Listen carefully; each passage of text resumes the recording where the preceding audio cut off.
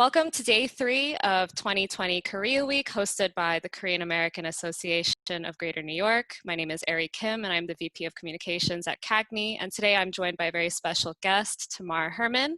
Tamar Herman is a journalist and author with an expertise in K-pop and media studies. She has written for publications including Billboard, Forbes, Teen Vogue, NBC News, and Vulture, for just as a few examples. She has been featured on the Vox series Explained on Netflix, and she has come out with her first book, BTS, Blood, Sweat, and Tears. Welcome, Tamar.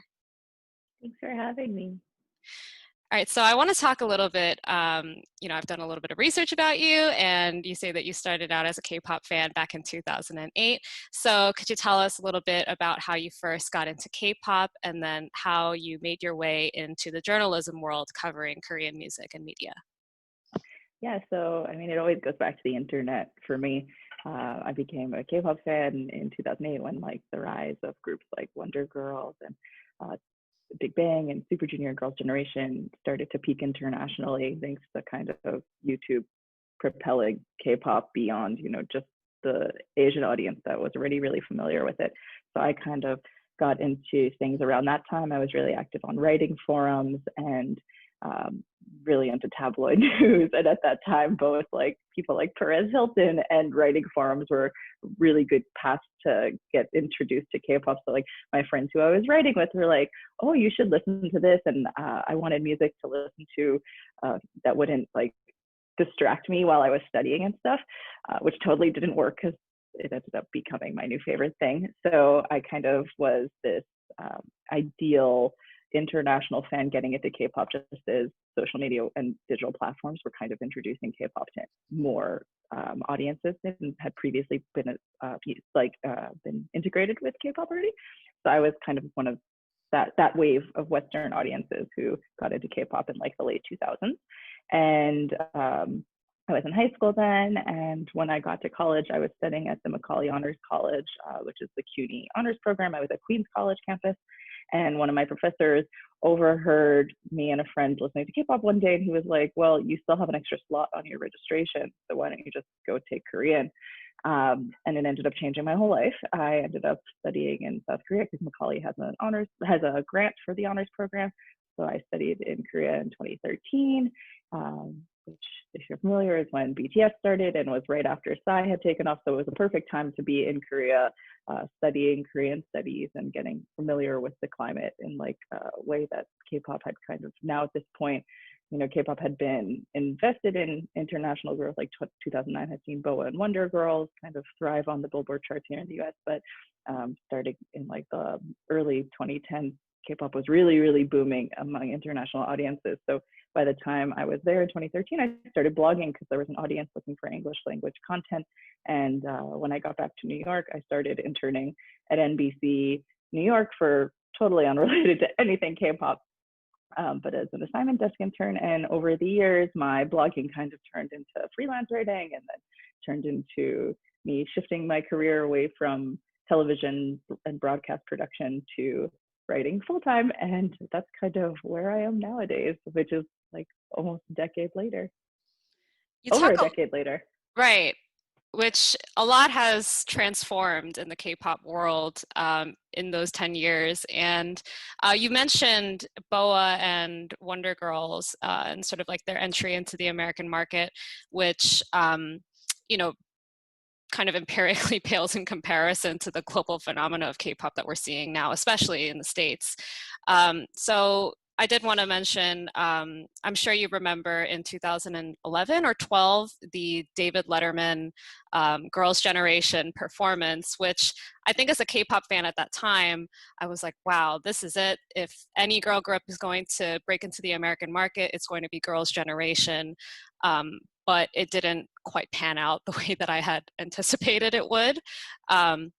So I guess my question is, 2013, the market was really saturated and dominated by groups from much bigger companies. So, to bring this to your book, BTS, Blood, Sweat, and Tears, what was it about BTS in this period that allowed them to sort of break from the pack and gain the traction globally that they have now? Yeah, so I think one big thing that set BTS aside was their dedication towards storytelling. That's something that they could entertainment's logo is, or their anthem, I guess, is music and art and music for healing. And I think that that's something that BTS since day one have really been vocal about socio-political things like criticism or just, just general, like just talking about the life that they have lived and people, their peers have lived. And a good pop song is always going to be relatable to everybody. Like, like Lady Gaga and Ariana Grande's Rain on Me, everybody can love it, even if you're not feeling that moment, that those lyrics in that moment, it's very relatable. And BTS has kind of done that for K-pop. K-pop in the late 2000s and early 2010s was really very focused on, pretty much every hit was a love song or very bland, like happiness or and that's not, there's a lot of reasons behind that that's beyond the scope of this, like why maybe Korean pop at that time was very happy, reflecting society, or maybe not. And in the early 2010s, around like 2012 2013, we started seeing a lot of groups like BAP, Block B, BTS kind of make it the theme of who they were. And we had seen some groups like Brown Eyed Girls and Big Bang discuss like issues like this beforehand. 21 also, a lot of groups were already discussing issues, but BTS really made it their very essence. So every album, every song that they were putting out, especially in the early days, were kind of reflecting the millennial, the youthful feelings. Their first single was No More Dream. They had songs that were dealing with school struggles. They had songs that were dealing with things like economic disparity, like Spine Breaker is about how you shouldn't ask your parents to get a padding jacket, which any Korean would understand. But then international fans, when they hear it or they read the lyrics, they can understand the same exact feeling, like, oh yes, like you should be, not going with the trends that are so expensive for no reason.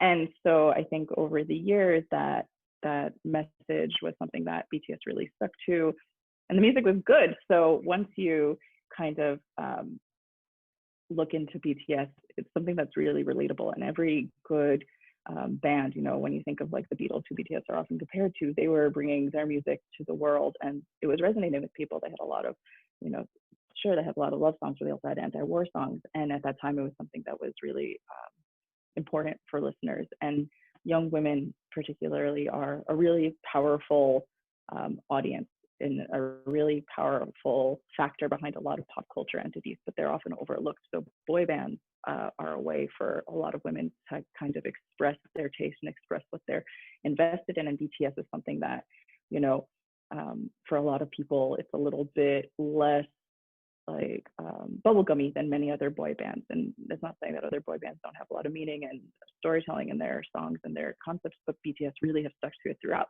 So I think for a lot of people, that's one of the important elements.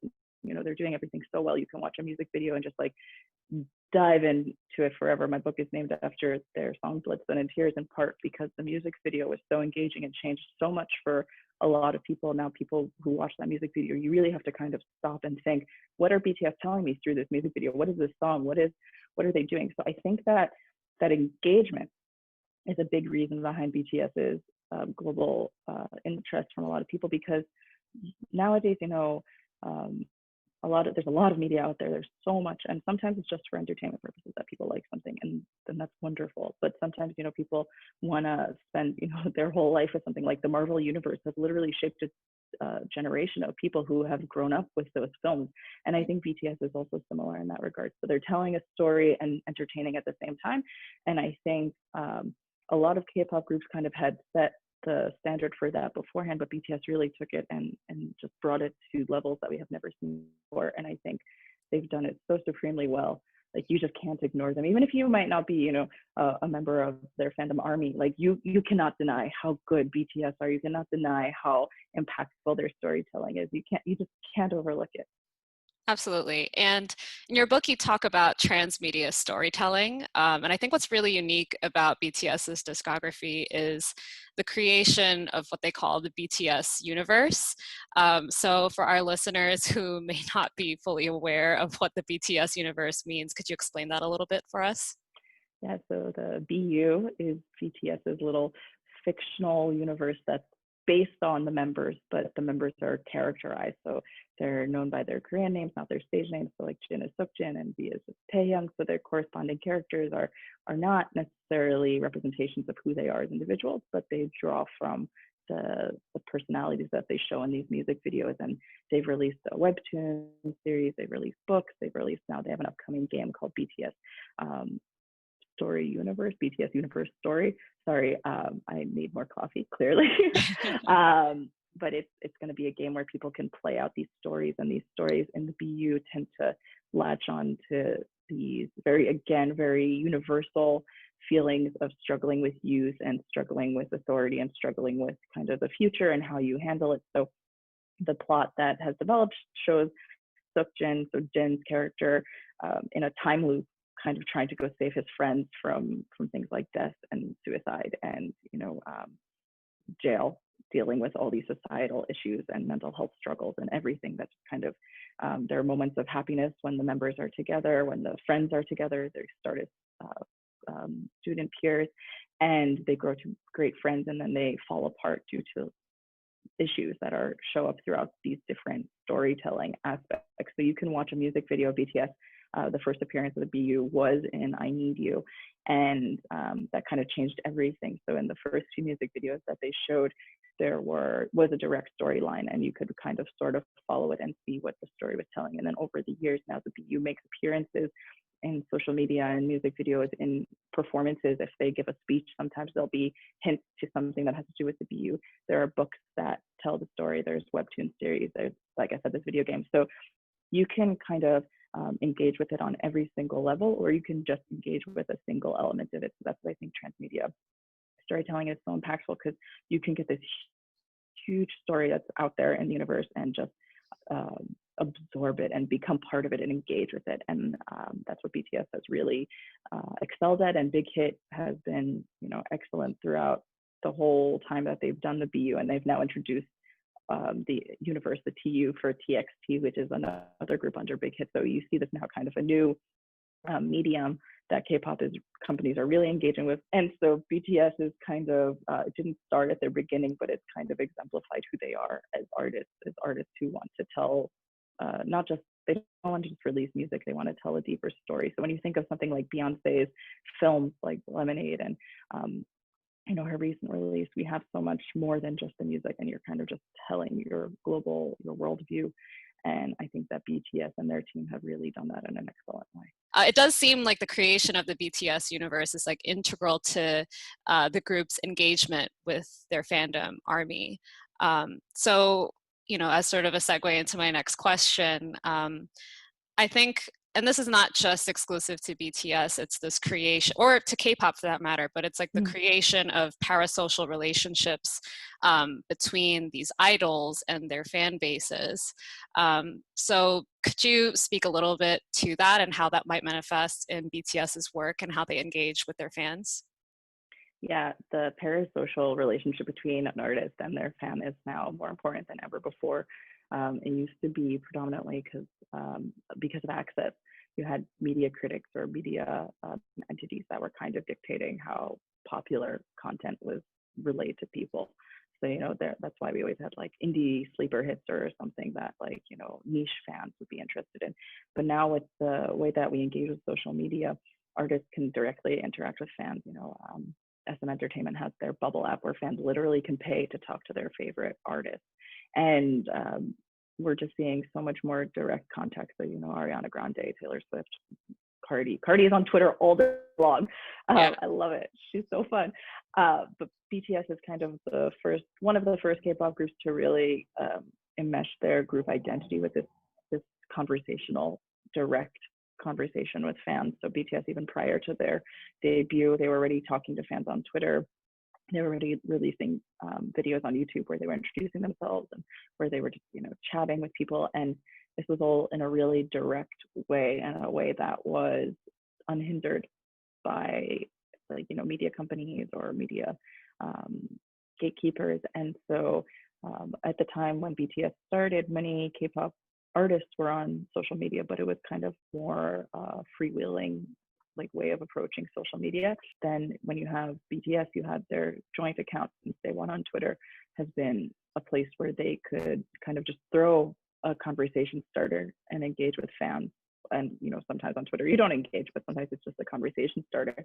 But they created that relationship, that bond, kind of a very relatable, approachable. They're not necessarily stars, they're people who happen to be celebrities also since day one. And that's been something that's been kind of formed throughout their relationship with ARMY.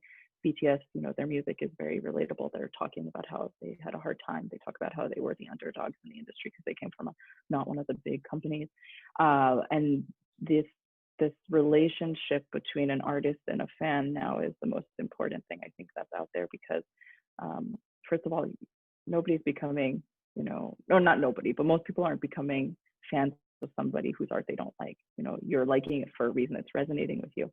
And then to have that accessibility makes you 1,000 times more likely to engage with them. So even if it's not necessarily real accessibility, you're not necessarily talking to BTS every single day on Twitter, but the idea that you can talk to them, the idea that they are watching on social media, the idea that they see what you're doing for them, they thank ARMY at every single event because they and ARMY have grown together. They have kind of become this phenomena that's just so powerful. And you need that nowadays. You can't exist in a social media bubble. You can't exist in the world without social relationships. Historically, people who don't have friends or whatever, like they're outsiders, they're lepers. And BTS kind of are the ultimate example of what happens when you live in a time when everyone's connected but also so disconnected from each other. And BTS are able to relay a sense of connectivity through their music and through what they do, and ARMY is able to respond to that in a way that creates a bond that feels like you're being seen, even if they're not necessarily seeing you as an individual, but you are kind of represented by their I don't want to say all-knowingness, but like their relatability to their fans. So this relationship, it is a parasocial relationship. It's not something direct. It's not something that not every ARMY is RM's best friend, but you can kind of feel like you are. You can feel that you have this bond, and this bond is what makes power nowadays. Just the idea that you have someone out there who you can relate to and who to some recognizes you, even if not as a person, but as your efforts. That's so beautiful, and it's so important at a time when everyone's so disconnected. So parasocial relationships are kind of, there is sort of like sometimes kind of like oh, that's kind of like uncomfortable, like why aren't you having your own literal social relationships, why aren't you? But I think that nowadays social media and just the world as a whole, it's so important to have these parasocial connections and communities that you build, whether it's through entertainment or not. And I think BTS and ARMY have kind of created something that's both beautiful and necessary in this day and age. Right after Gangnam Style had broken out in 2012, and it was at the tail end of 2012, so really 2013. So people were trying to figure out in Korea, how do you capture this virality? Like he did it by accident. Like Psy is an iconoclast. He is somebody who's not really, I mean, it's not that he's not part of the industry, but he's not an idol. Like right. everybody is trying to do it. Even back in, I think it's 2007 was when Seven tried to break into the US. People have been trying to go global for years, and Psy just happened to do it. And I think with Gangnam Style breaking out, I think people in Korea kind of, I'm just speaking from my assumption, somebody listening maybe knows more than me some of the details behind the scenes in 2012 and 2013, but I think people kind of were just realizing, how do we engage with global audiences in social media and continue this conversation? Because Gangnam Style wasn't just a 1 second one-hit wonder. I mean, some people think that it's a one-hit wonder, but the conversation lasted months. It came out in the summer, and still, he was performing in Times Square on New Year's Eve. It was still something that the meme still lived on. So I think people were really trying to figure out how K-pop could kind of capture this traction, this social media traction, this virality of using the internet as a tool. We had seen already, tons of hits, Wonder Girls, Girls' Generations, Big Bang, all these songs had already gone viral in the late 2000s. But I think people were starting to see how the conversation was changing. It wasn't just virality for the sake of virality, it's virality that's for the sake of engaging. And so I think whether it was an intentional or just BTS and Big Hit were just like, one account is better for, engagement, for keeping things on one account. It just kind of worked. And so in the early days, if you go to BTS's earliest tweets, they're just chatting away with people. Like, they're just having fun. Like, the first video on BTS's YouTube channel is a song from RM that's I think it's a Kanye cover, and it's about voting. It's about going to vote in Korea. And so they kind of were just putting out whatever they wanted. And it wasn't just totally like a free for all. Like, V didn't show up because he was their hidden card. So he was never like around before the debut teasers came out. But I think they were really just they, and I'm sure everybody else in the industry at the time, were trying to assess, how do you engage with social media at a time when Psy has shown us we can do it, but how do we do it? And so 2013, there was so much growth in K-pop. There were so many debuts. There was so much going on. Like, literally, there was too much going on in 2013. And all the power players were still like active. Like, oh my gosh, like it was like, if you think of second generation, like 2013 was like the last real year of it. And it was just so good. And every eye from the West now was kind of looking towards K-pop. Now, K-pop had already dominated Asia, of course, and had audiences in like Mideast and Latin America, but the US, it's the biggest music market in the world, and the US shapes a lot of how other countries engage with content. So at that time, especially, I think it was trying to figure out, how do you engage with these platforms that have never existed before, and how do you engage with these conversations that are brand new and changing? And social media changes all the time, but I think that BTS and their team have really been able to kind of thrive in that environment. Right. And you write in your book that the BTS fandom, it's like a social media marketing technique for the group. And you also liken it to a populist movement, which, makes complete sense to me.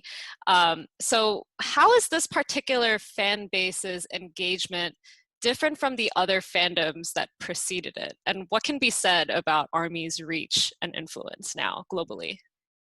So ARMY, if you look at what they were doing, it's not that nobody else is doing it, but it's a lot of what they've done kind of started out haphazard with some fans saying, okay, let's do this. And then it became a movement within the fandom. So, trending hashtags, creating voting campaigns, creating streaming campaigns, creating buying campaigns. None of this is something that K-pop fans have never done before, but they've done it in such a way that it's just so impactful. Like, you really cannot deny how, pretty much if you go on Twitter on any given day, there's almost always a BTS trend that's trending. And a lot of those are planned. So, they say, we're going to trend X, Y, and Z on this day. And before ARMY were really popularizing that, it wasn't necessarily a popular thing that K-pop fans were doing. And now other fandoms do it.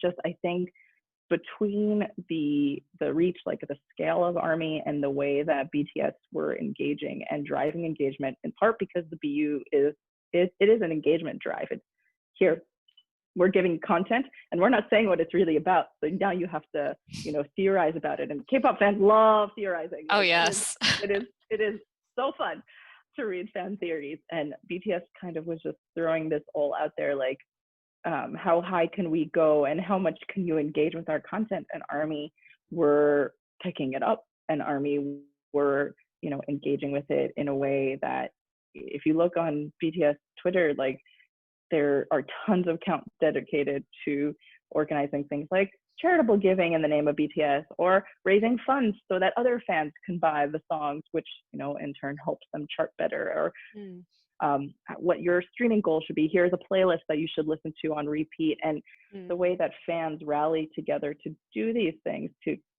kind of say, okay, we're gonna help BTS get this on this chart.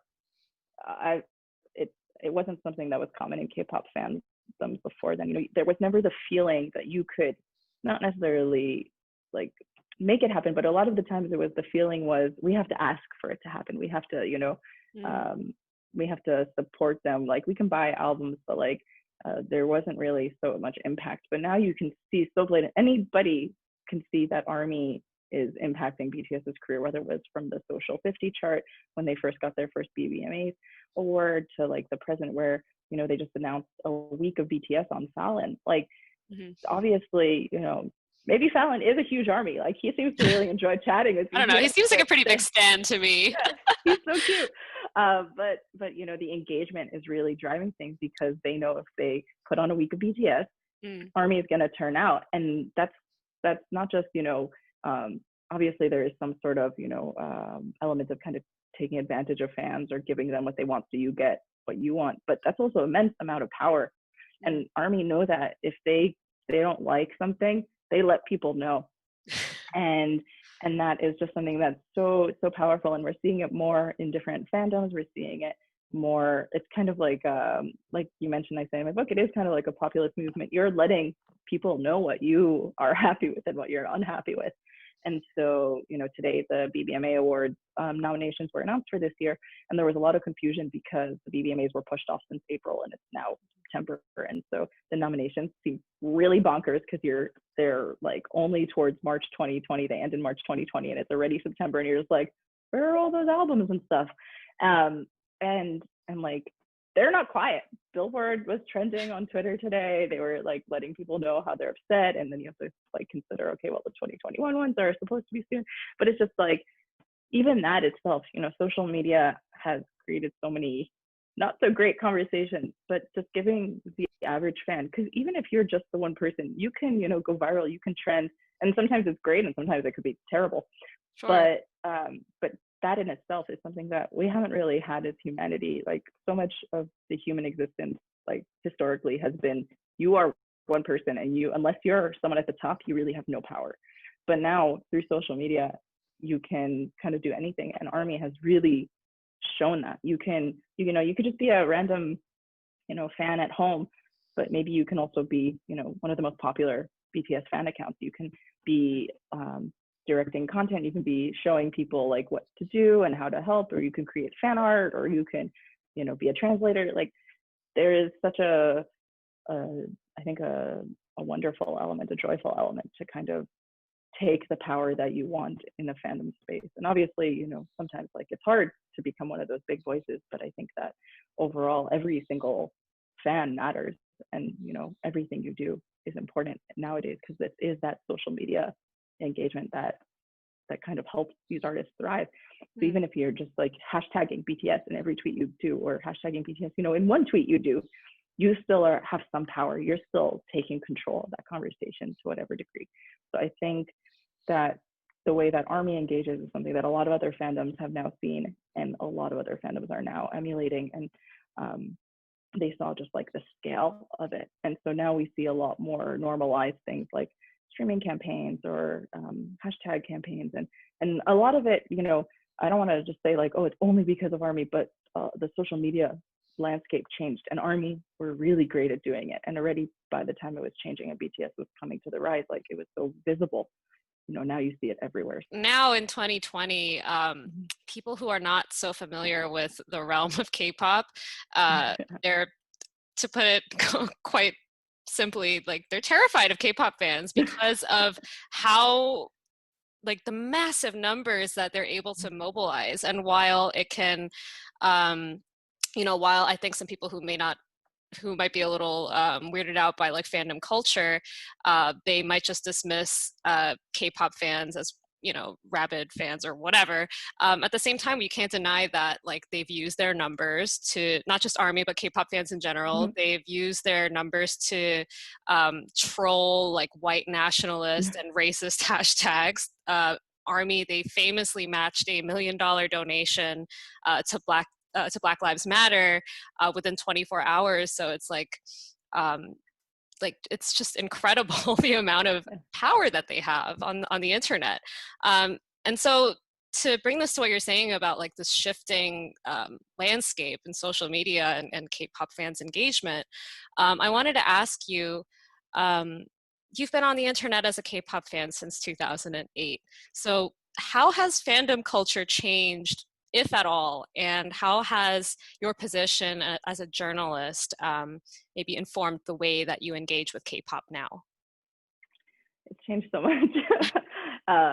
It used to be kind of, you were in your small little circle of the internet. So whether you were on Like Facebook, Tumblr. Facebook Yeah. groups or Tumblr, or like I was in writing forums. So like, you know, I went from writing forums to like Facebook K-pop groups, and then Tumblr, and then eventually Twitter.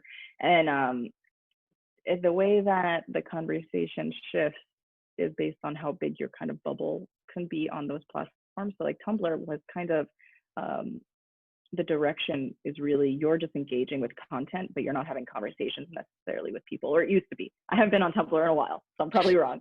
I assume that maybe there's more conversational aspect, but when I was on Tumblr in like college, it was very, you just reshare things and maybe you have like direct conversations with people in your DMs, but that was pretty much it. Facebook was a little bit more conversational, but you had to kind of engage with it in your conversational sphere, your bubbles of like interest. Like maybe your Facebook friend would introduce you to a new group, but it's still like a few steps away from you. Twitter, anyone can talk to anyone, and it's really changed things.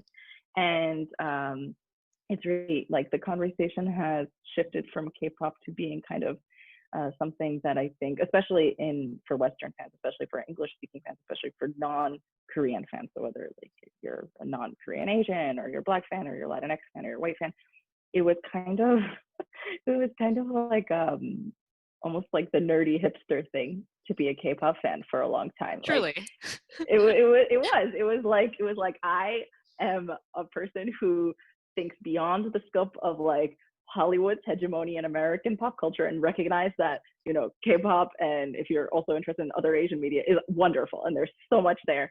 And there's so much content that you're just not getting fed by your media entities. And now it's like, it's almost like this like club has kind of been, the clubhouse doors have been broken down, and now anybody who wants to be can be a K-pop fan. And there is nothing wrong with that. Completely. But like, I often talk to a lot of fans who are, older in the sense that they've been around longer in the K-pop scene, and a lot of them are just like, yeah, I really kind of miss that like phase where it was just like, yes, K-pop will eventually get there and it will eventually be mainstream and recognized, but like it's not there yet because now it's our thing that we're trying really hard for. It's kind of almost like parallel to BTS's like underdogness, and now they're at the top, but like you're still reflecting, or like we're gonna get there. And there is obviously a lot of xenophobia and racism involved in how K-pop is being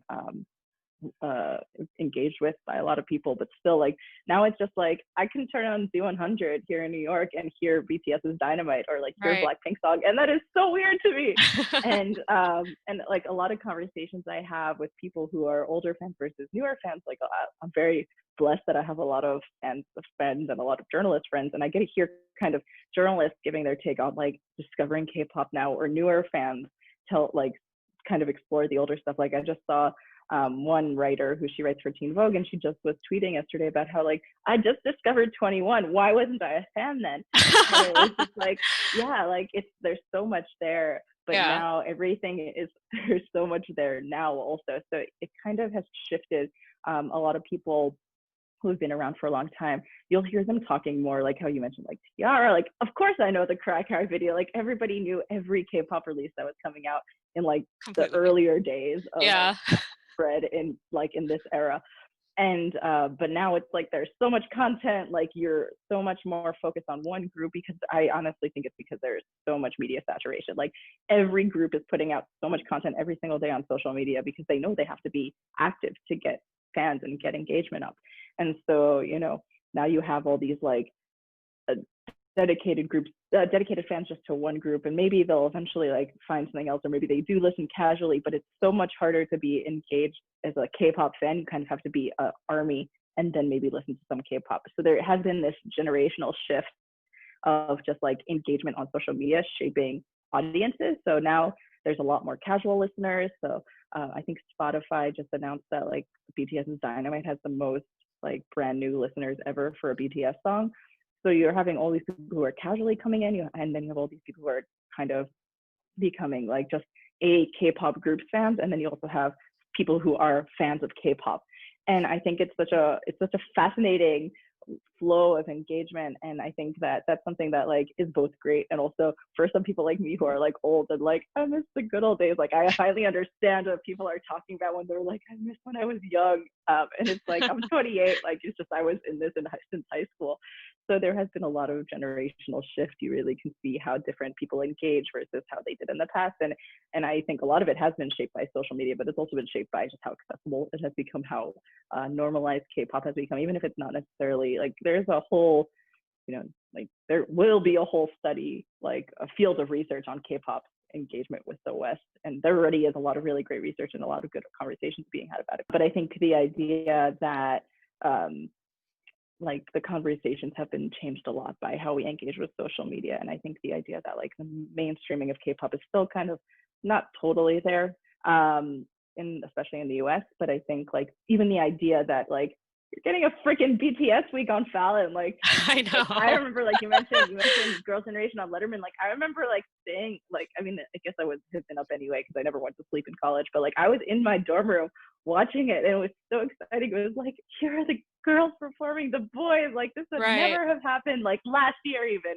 And now the idea of that like is so common. Like, it's still like I think for a lot of older fans or people who have been fans for longer, like still the idea of like BTS having a week on Fallon or like Super M even going on Ellen is so like still shocking. But for more recent fans, it's just like, of course, this is what's going on. This is the environment. So I think there is kind of a generational shift that happened, especially with like Western K-pop fans. And it's so much fun, but it's definitely, you have a bunch of different types of people now floating in like K-pop fandom, social media completely. spaces.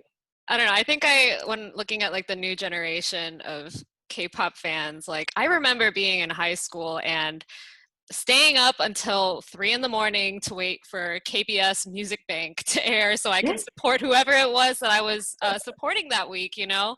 And now it's like it's like like BTS, Blackpink, NCT, Super M, like they're appearing on these famous late night shows as not just performers but as interviewees and being like a main segment on those shows. And I'm like, wow, these new, I hate to sound so old, but it's like, wow, they really don't know how good they have it. I'm sure so they do. Like I keep on thinking like Super M, like Taemin probably is having like such weird feelings. Like he started out in SHINee in 2008 and now he's still promoting In a Brett sort of new group on American TV. And like the idea that SHINee would have been on like Ellen or like on Today Show, like is baffling. Like inconceivable. It wouldn't have happened. Like I remember seeing Girls' Generation, the boys ad in Times Square. I guess it was around the Letterman push, and I just remember being so wowed. I was like, wow, look at this ad in Times Square of Girls' Generation. Like, this is so wonderful. This is gonna be amazing. And then like nothing happened from it. Like it never got any bigger. Like Girls' Generation kind of just went back to Asia, I think, because they didn't want to have like a repeat of what happened with Wonder Girls. And there was so much effort being put into everything back then. And now, of course, there's tons of effort being put into it, but it's just, I think because the way that people are engaging with K-pop and social media is so undeniable, the media here has to just be like, yeah, we have to work with this. Otherwise, you know, we're just missing out. And so I think that's like kind of a sign of the times is how powerful social media has become, and kind of like how traditional media has to adjust. You have to engage with social media. You have to engage with what's popular on social media platforms. And K-pop is so undeniably popular. And like when people talk badly about K-pop now, like obviously there's so much involved there, but I think it's a lot of just like kind of denial of how modern day media creation works and how people engage with media. But like there is like some part of me that's just like, wow, you guys have no idea how good it was a few years ago and how hard it was and how much like we were working. Like it always felt like every concert was going to be the last concert. I remember I missed one concert because there was a snowstorm, and that must have been like 2012 or something, 2013 maybe. And I was like so devastated. And literally I remember my mom being like, do you want me to drive you in the snow to this concert? Like what if? And I was just like, what if it's the last K-pop concert ever? Because that's how it always felt. And then, you know, we started like having now this glorious era, well, not Corona, pre-Corona, but like glorious era where there was so many K-pop concerts. Like I know whenever I talk to my friends now, I'm like, oh my gosh, there are too many concerts this month. Like I have to go cover so many. And like, may that be the worst of my complaints. And so I think that there's definitely, I think there was something really beautiful about that era when a lot of people like we were waking up, like you said, at 3 a.m. or we were like, I don't know if you did this, but like watching Strong Heart in like 8 parts on YouTube. Oh, yes. And like then you'd find out like part 4 of 8 is missing, and you're just like, great. I know. And it's like always very crunchy, like video quality, but it's like they had subs, so it was like, you know, where else are we gonna watch it? Right. And like my favorite part was like finding out that it was like translated to English from Thai, which was translated from Chinese, which was translated from Korean. It's like a whole game of broken telephone. And it's like, there was something so fun. And like, at the time it was like, why can't I get the content I want? But now in retrospect, Yeah. like there was something kind of beautiful about that. Like you were trying so hard to engage with this content that maybe wasn't being spoon fed towards you, or like if you were like someone like you're trying to get in touch with like Korean content that like isn't, so accessible. And I think just like the way that we like dealt with it then was something, I wouldn't say like now it's not as pure or like wholesome, but it was such a different environment. And now like it's so, people are so lucky. And sometimes I just want to be like, you guys have no idea what it was like even 5 years ago. Yeah, completely. And yeah, and so you talked about like you mentioned how now that because of how massive this phenomena is, mainstream media has no choice but to acknowledge it and to discuss it. So I'm just going to quote this from your book. You say, K-pop groups often encounter this reductive perception of their artistry, and many factors affect it, ranging from modern-day sensibilities about artistic integrity to racism, to the commonly held view that the entire industry is taking advantage of young talent and building entertainment empires on their backs. And so one of the gripes that I have with Western or American media outlets covering K-pop is that they often make these like broad stroke and at times Orientalist generalizations about K-pop, or they adamantly write from the position that the entire industry is shady and unethical, which, the industry does have its problems and they should be acknowledged, but there is like sort of like this Orientalism that colors their coverage of K-pop. So I guess as someone who is a longtime fan and a journalist in this sphere, like, what would you like to see from other media outlets covering this? And, maybe from journalists who are covering K-pop who don't have like that, experience of being a fan. I think the biggest thing is to kind of just recognize that like it, it's not a stereotype. Like there's, quote unquote, the dark side of K-pop shows up all the time. Like I just saw an Completely. article. This wasn't even just a K-pop thing. This was just blatant Orientalism. Several, I think like a few actors died in consistency, like one in Taiwan, one in Korea, and one in Japan the same week. And I saw the New York Post say, this is the third 36-year-old Asian actor to die. And I was like, there is no like there is no connection between each of these individuals' lives and their careers, except that you're seeing Asia as a monolith. Like it's 2020. You need to look beyond that. Like obviously there is some tendency for generalization. Like we have the 27 Club in like West, like of, and obviously like there is that kind of like need to dramatize and kind of generalize like people's careers and people's lives when you don't really have context for anything else. But I think that context is something that's really missing for a lot of people who are covering K-pop nowadays. Like you might know what's going on right now, but you're missing the larger context. And I was actually back to that Twitter decade. Sorry, that conversation I had with Twitter about the decade of K-pop on Twitter. They kept on emphasizing how they did the research that they did for this decade because they were trying to show through visual data that they wanted to share on Twitter how K-pop's growth has been very organic. Not that it was just like, in the past few years, like just BTS were doing it or just XYZ group was kind of trending or something. They were saying like, you need to recognize how history has happened. And I think that a lot of people want to just look at K-pop in this moment, just look at, just BTS. They just want to look at just, one thing as an idea or a monolith. Like K-pop is corrupt, but you don't approach Hollywood the same way, even though we're still recoiling from like Harvey Weinstein and Woody Allen and just everything. Like you can even say like President Trump's rise came because he was on The Apprentice. Like media has so much power. And I think that that's something that needs to be recognized rather than kind of imagining what media is and how media is created. I've asked several K-pop stars, how do you feel about this idea that you're just like a factory doll? That's the famous one. There was a New Yorker article called Factory Girls, and Girls' Generation spoke to the writer, and he kind of just relegated them to these factory created women. Commodities. Yeah, and like not even like people. And and I asked Tiffany Young, who now like she's not under SM, but she was a member of Girls' Generation, and she just laughed. She was like, it's like such a silly idea. Like you're really just seeing us not as people, but as a commodity, like you say.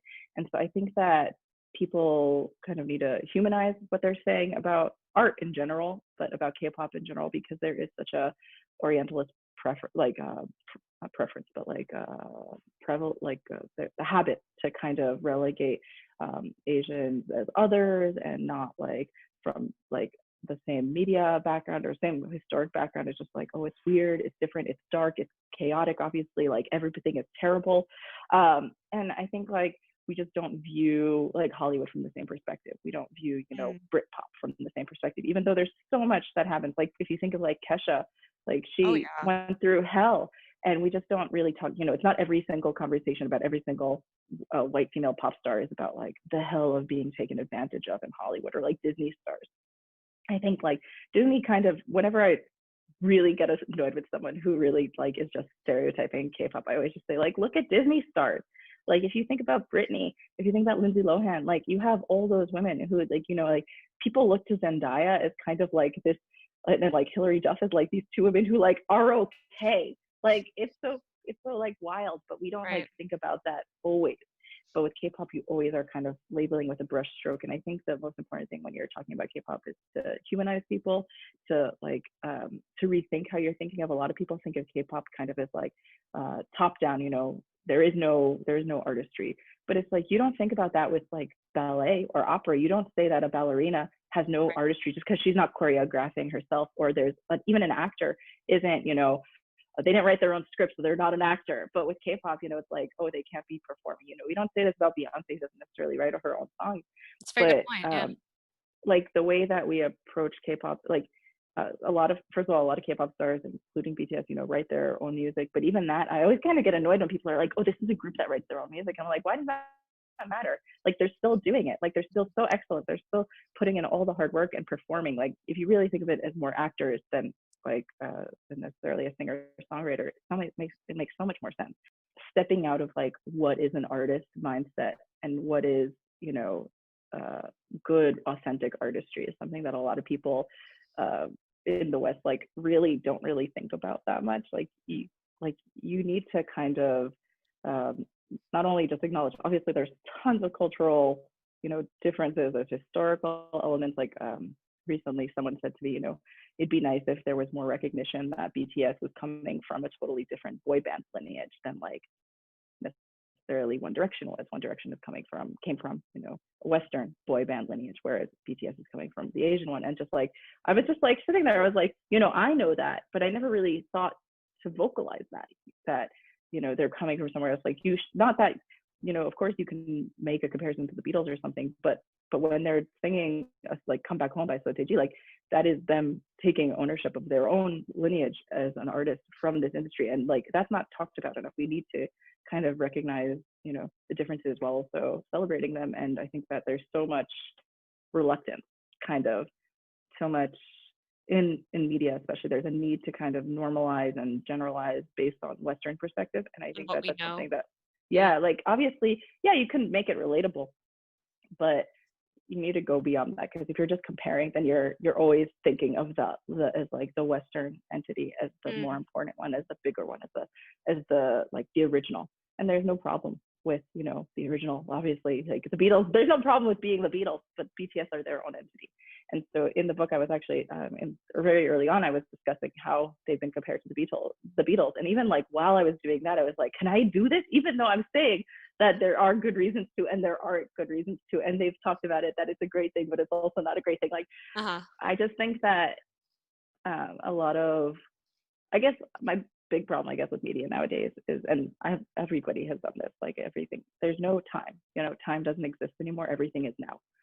And so I think that a lot of people who want to cover BTS, if they're not a fan or they haven't been familiar with K-pop, or they're not like familiar with just like anything other than Western canon, there's a lot that's kind of you need to engage with, even if you don't need to like learn about it right now. But I mean, you should learn about it before you engage with any art. You should learn about it, I think.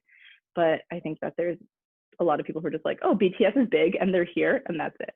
Mm. And you know, K-pop's big and it's here and that's it. So you have to, you know, it's not just the creation that's like, they're people too, but because you have this idea that like art has to be, you know, from a garage band or like a struggling artist, but that's such a Western perspective. Like Completely. we don't even think of that like in regards to like Renaissance. Like I always think of like patrons.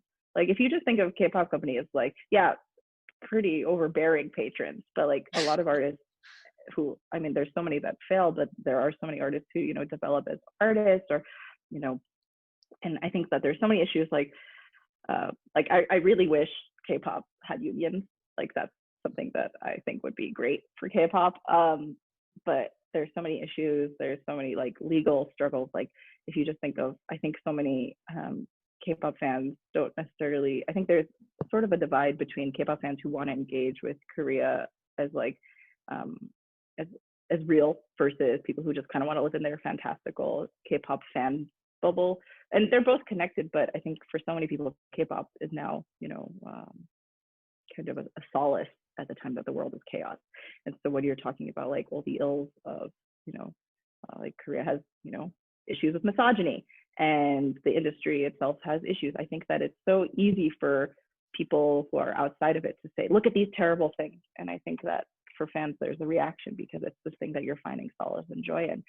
And I think that there is a clash, and this clash is something that I've been thinking about a lot recently. But I also think that like before you write those pieces, like the dark side of K-pop, like you have to think about yourself. Well, would I write that if it was in America, if it was in the UK? And so I just think I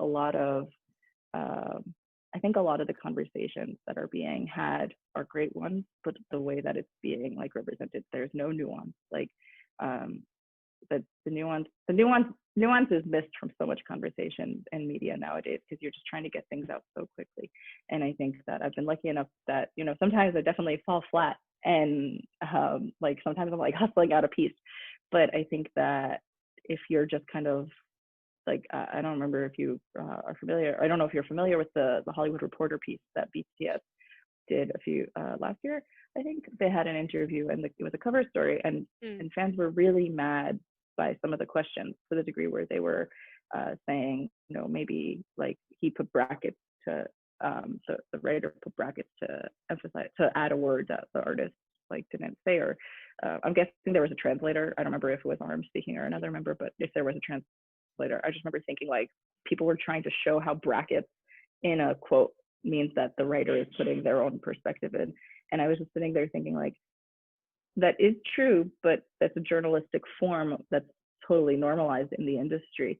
Yeah. So like the way that fans engage with media also is kind of like so tenuous. So I just think there's a lot of like a need for nuance, which is never going to exist ever again in social media.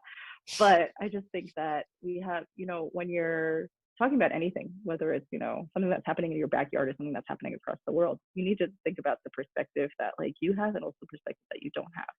So obviously there are times when, you know, you're just going to come into something and this is like, this is what I think about it and this is what I'm going to say about it. But when you're doing that on a broader scale about something like K-pop, if you're just saying the same dark side of K-pop, super corrupt, super fake, it's all factory made, like, why are you saying those things? Like, what about it is so off-putting to you? So you don't need to be an expert, I think, to write about anything, but you need to be not careful, but just feeling as a human, I think, when you're discussing something that you're unfamiliar with, or even if you are familiar with it. And I think with K-pop, there's a lot of reluctance to enjoy it, whether because like societal norms in the West, you know, say things like predominantly women who are fans, it's not good. It's not art. It's not real. It's not really quality. Or, you know, the Orientalism, like, oh, it's fake, it's not real. It's, you know, the men are more effeminate, you know, like it's so like it's so I could almost write it, or you could just, anybody could almost write what people are going to say about K-pop at this point to like negate it and say why it's so terrible.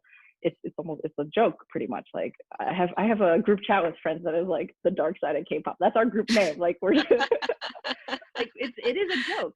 But I think people really are so reluctant to revisualize what they think about something, or, you know, sometimes I think it just comes down to like American hegemony. Like really when Parasite won and Trump tweeted, Gone with the Wind was better. All I could think Oh was, God. this is such like a specific thing. You're picking a film about like white supremacy and the Civil War, and like the antebellum South. Yeah. And like you're imagining like the great American past of like Hollywood and America, and like you can't just recognize like how good this Korean content is. And I just remember thinking, this is so reflective of how people cover K-pop, because you're just so in denial of like not only the humanity and the artistry, but just like how you are being biased towards it. And I just remember really being like really shook that day, like, oh, like you need to we as, if you're an American reporting on it, if you're like anyone, even Koreans sometimes, I have, like when I talk to Korean reporters, sometimes they're like, why do you report something X way? And it's like, because Americans are going to think A way. And they're like, oh, like, it's so like the whole way we talk about K-pop in English language media, I think needs to kind of like, it has to come from a place of like care. Like there have been times when if I've reported something like breaking news, or like just like kind of thinking like from my fan perspective, like I know what I'm talking about, so fans will know what I'm talking about. But then there are newer fans or people who aren't fans reading it, and they're just like, what? And it's like, oh, we need to like kind of, it's like you're really coming from no background whatsoever with every single article you're writing about K-pop. And so there are journalists who are coming from absolutely no background, and they're putting in whatever they think is the background, whether that's, the dark side of K-pop narrative. Right. And that's the thing that goes viral. That's the thing that people love drama. Yeah. So people like, yeah, I'm just sitting here like, okay, but what if you like reported on like, like EXO's Chen having a baby? Like that's drama. That's good drama. But that's not what you report on. Right. Like you report on like terrible things. And I just think like, I think a lot of people who cover K-pop, or the way people approach K-pop, needs to, I don't know, just be decent. Like stop bringing your bias into it, and just start thinking about like what it is and what it isn't, and why, maybe your bias is showing in some way or another. You just really have to, I think, humanize and think about it all the time. As a journalist, especially as a woman who is in the realm of journalism, I'm sure you're no stranger to negative and at times overwhelming responses to some of the media coverage that you do. So I guess from your experiences, as someone with this kind of a platform who is in the public eye, how do you sort of maintain like a level head, and especially when it comes to like separating the constructive criticism from the vitriol? Yeah, sometimes I failed at it totally, and sometimes I like have to just turn off Twitter or take it off my phone for a while or something. And sometimes I just have to sit back and think, not like internalize the vitriol, but internalize like why people are so upset about it, whether it's because, maybe I reported something wrong and that piece needs to go be updated. We need to do a fact check for it or something. Maybe, something I wrote, like I have a really dry, dark sense of humor. And like there have been times when that got me in trouble. So then I was like, okay, fine, I have to reassess how I'm writing for my audience, because obviously like my audience doesn't have the same sense of humor that I do.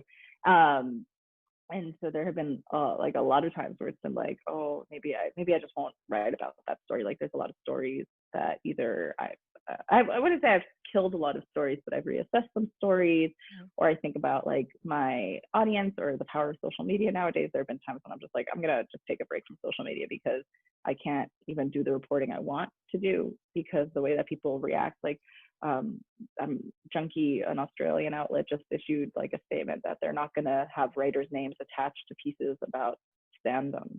So like any fan group, so like music fans predominantly, after a Pitchfork journalist was, I don't remember if she was doxxed or she was just attacked for giving Taylor Swift's Folklore like an 8 out of 10 on Pitchfork, which is a great review on Pitchfork. But people weren't happy because it was messing up Taylor's Metacritic data. So like instead of getting a 10 out of 10, it dropped because of the 8 out of 10. So people were upset, not because of the review itself, but because of the rating. And so after that, Junkie just said, we're done. Like we can't protect our writers if anything is going to set off fans. So we're just going to protect them by not putting bylines. And in journalism, that's such a, you very rarely go anonymous. Like our name is all we have.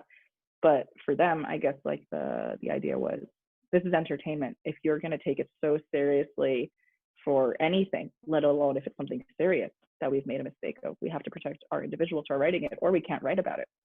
And luckily, I've not ever gotten to that place. I've still kept, writing. There have been times where I've like thought about like why the criticism, what's the source of it, did I do something wrong? There have been times, plenty of times when we've updated a story to clarify something or to update something, or sometimes like I still like once in a while I'll get like a tweet about like an article that's like 4 years old and someone's like, this isn't accurate, and it's like, well, that's from 4 years ago.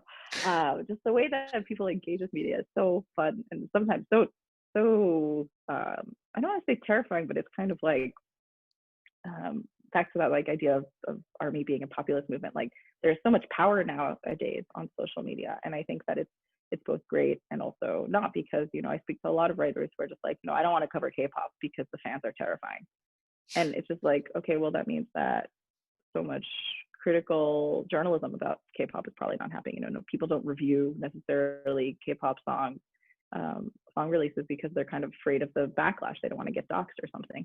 And so I think that that's something that I think everybody writing about K-pop is really aware of. So, you're not gonna, I wouldn't say that people are being dishonest in what they're writing, but maybe they won't write that one thing that they're really thinking, or that story that they really want to write, because it's going to lead to a point where even if it's true, even if it's something that's so important to report on, you're gonna, get death threats, you're gonna get doxxed. Like when I was covering Burning Sun, and even recently, because something happened in the story, I was getting comments like, you are a liar. Like you're just making up false news. This isn't real.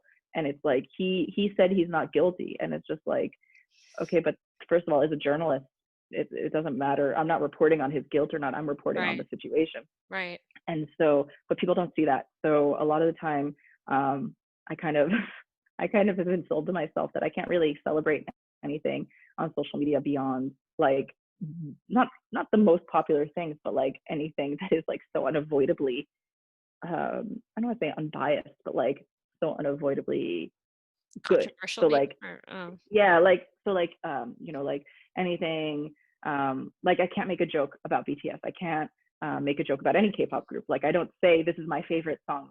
Sometimes I'll say this is my favorite song, but I won't say this is my favorite member. Like my K-pop biases, if you don't know who it is, that's great. If you like, sometimes people will be like, oh, she's a SM stan, she's a big hit fan, she's a JYP, she's YG, and whenever that happens, I'm always like, well, I'm glad that you think so, because somebody else definitely doesn't think that. And that just means to me I've done a good job as a journalist, because you think that I hate this and you think I love that. Like hopefully, I mean, you have no idea what I really love, and that's the goal, because my point of view, except when I'm doing like a review or something, shouldn't be shaping the journalism. And like obviously bias comes into everything, but like I'm trying so hard not to like let my bias like direct the piece. Like maybe I'll cover a story that like maybe another writer wouldn't cover because I like that band or something. But like I don't want you like thinking like, oh, like this is only getting popular because one journalist thinks it's a story to tell. I don't want audiences to know my favorite band.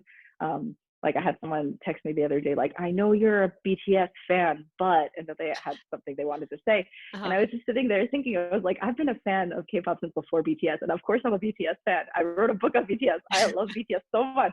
But like, it was just so funny to me that this person didn't see anything else. They only saw that I'm a BTS fan. And I was just thinking like, that's the perspective of most people seeing work as a journalist who, identifies as a K-pop fan. Sure. And so there's so much time, I spent so much time and effort just thinking about, is this tweet going to be something that upsets people? Is this a tweet that someone's going to screenshot for like a decade and hold over my head? And that's just the environment we're living in. And I think everyone should be like, not because like it's racist or anything, like just because like it's like, saying something like one time I compared one song to a song by a more senior artist, and people still bring it up every once in a while. You shouldn't compare them. Kind of back to that idea of like not comparing the artists to each other. And it's just like, okay, I understand why you don't like that, but I deleted that tweet because it was causing me such a headache.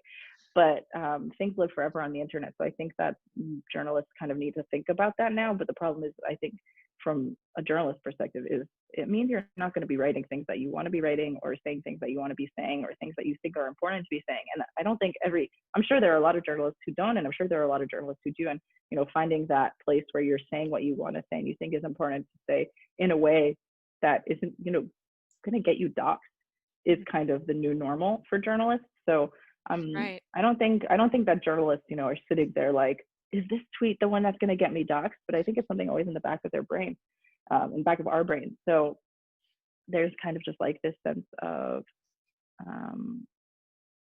like care that you have to put into everything. So, when I'm covering a K-pop, sometimes there are times when I'm like, I want to cover X, Y, and Z, but I don't have time because I need to cover ABC. Otherwise, it'll look like we're not covering this news story, and fans are going to get upset about that. And it's just like, okay, but there's only so much time in the day. So that means I'm going to have to make choices. And sometimes there's so much going on with K-pop nowadays. And some days, like, an editor had to sit me down and be like, you cannot cover everything. And I was like, but if I don't cover everything, fans are going to be upset, and there's not going to be everything instead about them. My editor was just like, you are a person. Like, you are one person. You're one person, yeah. I was like, but nobody else is going to cover it then. And just like, there's so much of that. And sometimes I just have to sit myself down to be like, you can't say everything under the sun, because you're a person too. And you need to make sure that you're like able to do what you're still doing. Finding the way to talk about things nowadays in this internet space that we live in is so difficult, because you just want to, it's not all about tiptoeing throughout everything, like, so that you're not reporting on something, but it's about finding a way, the space to say something, finding the right platform to say something. It's just, we're living in a really dynamic time, and I think that means that journalism is changing. There is so much disconnect between what reporting should be about K-pop and like what it could be. So right. I think that there's just I think there's a lot of room for I think I've heard from people that they don't want to write about K-pop anymore because of the fandom, and I understand completely. But I also think that, like, if you're scared of talking about, entertainment, then like, what do you want to talk about? Entertainment reflects humanity, it reflects society. If you want to go, like, you'd rather go be like a war correspondent because it's dangerous. Like, I don't think entertainment writing is dangerous. I think entertainment writing is dynamic, and I think that a lot of people kind of you have to, I don't want to say you have to be tough, but some days I do have to tell myself, okay, like, it's just somebody on the internet saying something that you don't like or you don't want to hear, because sometimes it's not that I don't like it, it's that it's something that I have to internalize, something I failed at. And sometimes, these things haunt you forever now in the internet, and it's fine. We grow as people, and not every moment is defined by every moment. So you just kind of have to learn and grow and handle it. And I think that some people who are writing about K-pop are able to do that. And I think some people are desperately trying not to, rock the boat. And I think one way or the other is not necessarily good. You can't live in fear of what you're reporting as a journalist, and you also can't, you don't want to like run into a bear's cave. So I think that right now with internet, there's kind of like not everything to go back to BTS, but like how they were kind of treading new waters when they launched their Twitter account, and like the way that they were engaging with fans. Mm-hmm. I think that we always have to learn about engaging and how to talk to people. And I think social media has kind of changed some things, because there's not really much nuance to the written word.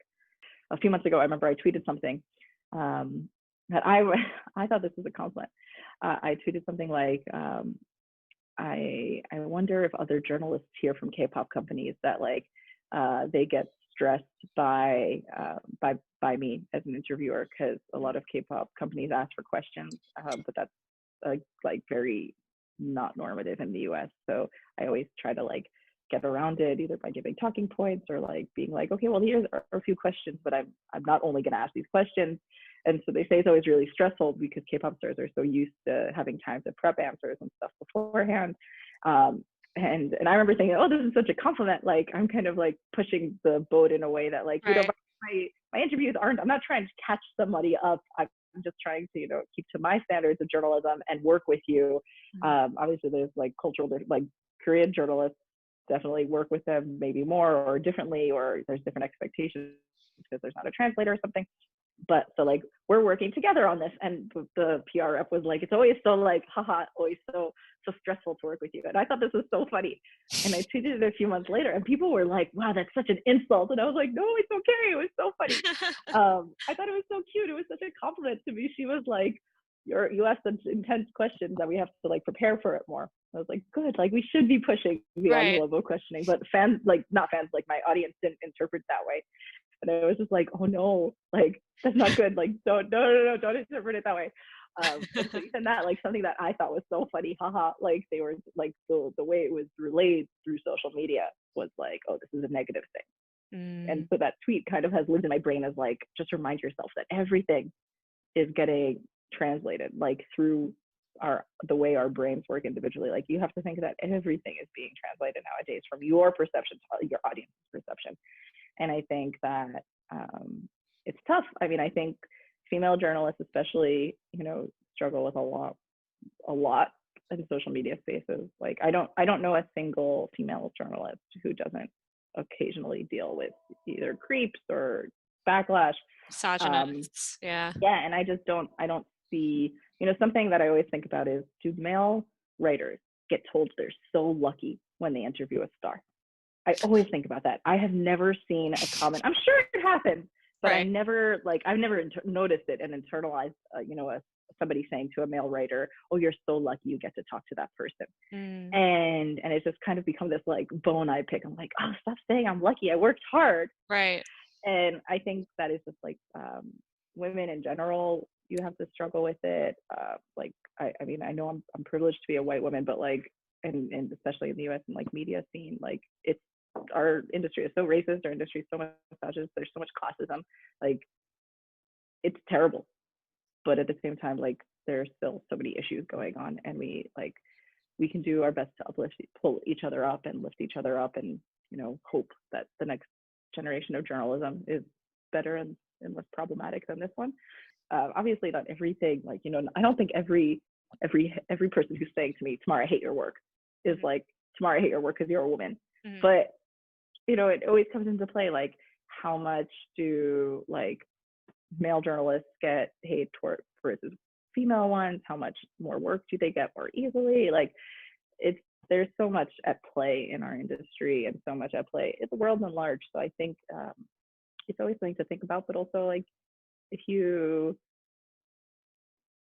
lucky enough to do what you like for your work, it's still work, it's still hard, but sometimes I just have to sit back and remind myself, like, I am doing something that like high school Tamar would be so proud of, and she'd be so excited about, and she'd be like, you are a lunatic for doing this. Like, why are you doing this? How did you do that? But it's just something that like I was going back to like the Letterman performance. Like I remember sitting there thinking, like, why is this getting more coverage?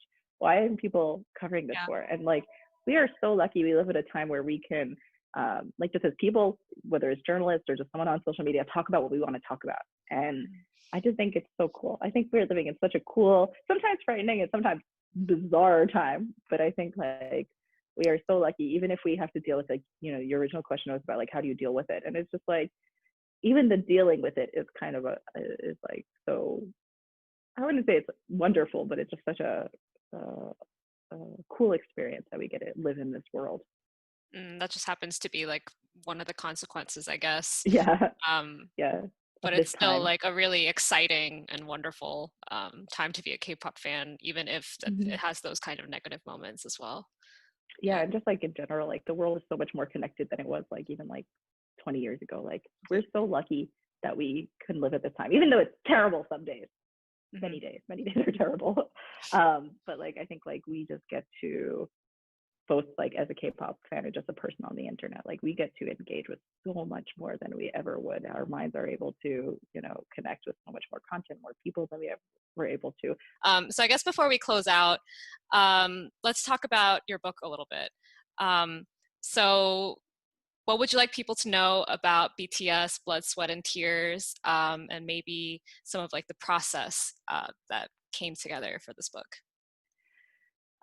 People keep on asking me about the process for this book, and honestly, I was covering BTS since the start of my career. Like I started writing about K-pop for blogs in 2013, but I started writing for Billboard in 2016, which was kind of like right before BTS like really took off in like, at least for Billboard's awareness, like the BBMAs and stuff, and started charting really well. So like, I don't remember what my first piece was about BTS for Billboard. I want to say it was about I Need You, but I don't remember if it was.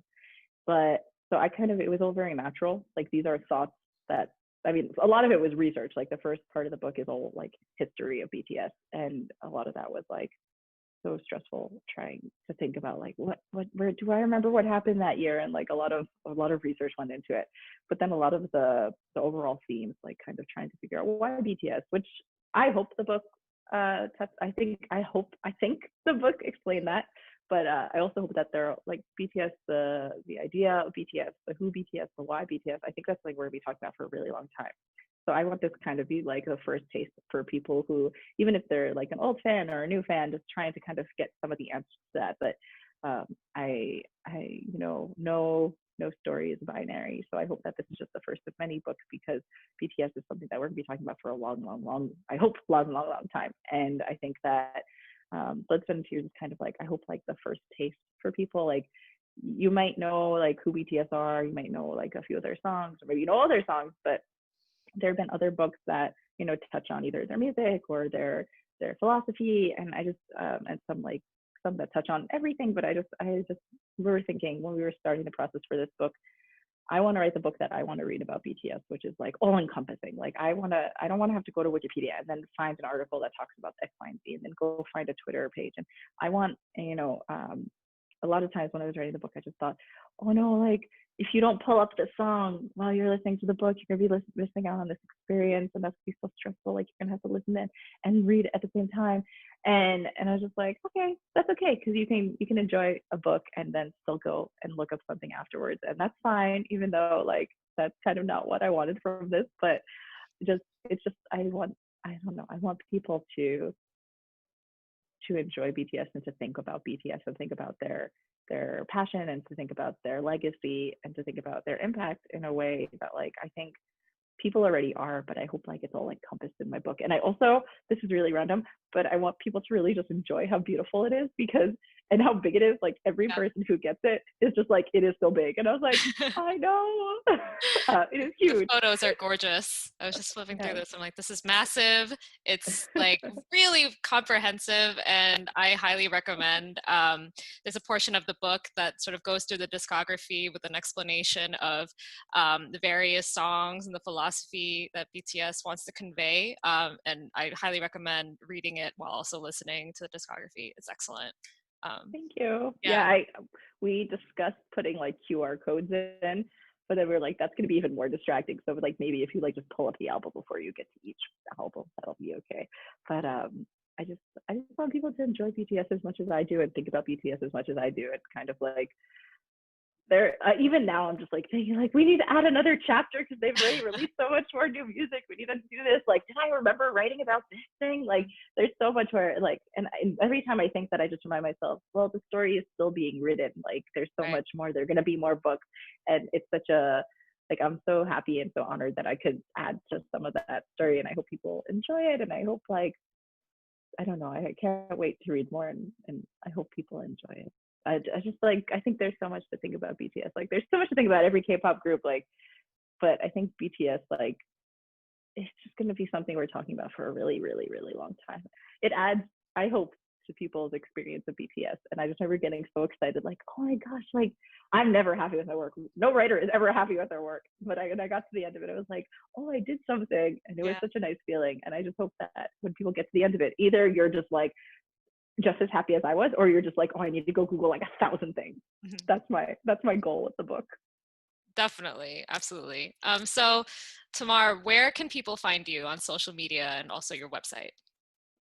You can find me at Tamar Rice on Twitter and Instagram, and also my website is tamarherman.com. And you can also go find my book, BTS Blood, Sweat and Tears, wherever you like buying books, especially local small bookstores. Awesome. Thank you so much for your time. It was an absolute pleasure. And thank you for letting me pick your brain for the last hour and a half. So yeah, thank you so much. That was our special guest talk with Tamara Herman, K-pop journalist and author for Day 3 of Korea Week. Please join us tomorrow for Day 4. We have a lot of exciting programs going on. And make sure to check the description box below for Tamara's contacts on social media and support her book, BTS, Blood, Sweat, and Tears. You can purchase it wherever fine books are sold. Please support small and local businesses, and we'll catch you tomorrow for Day 4 of Korea Week. Thanks for tuning in.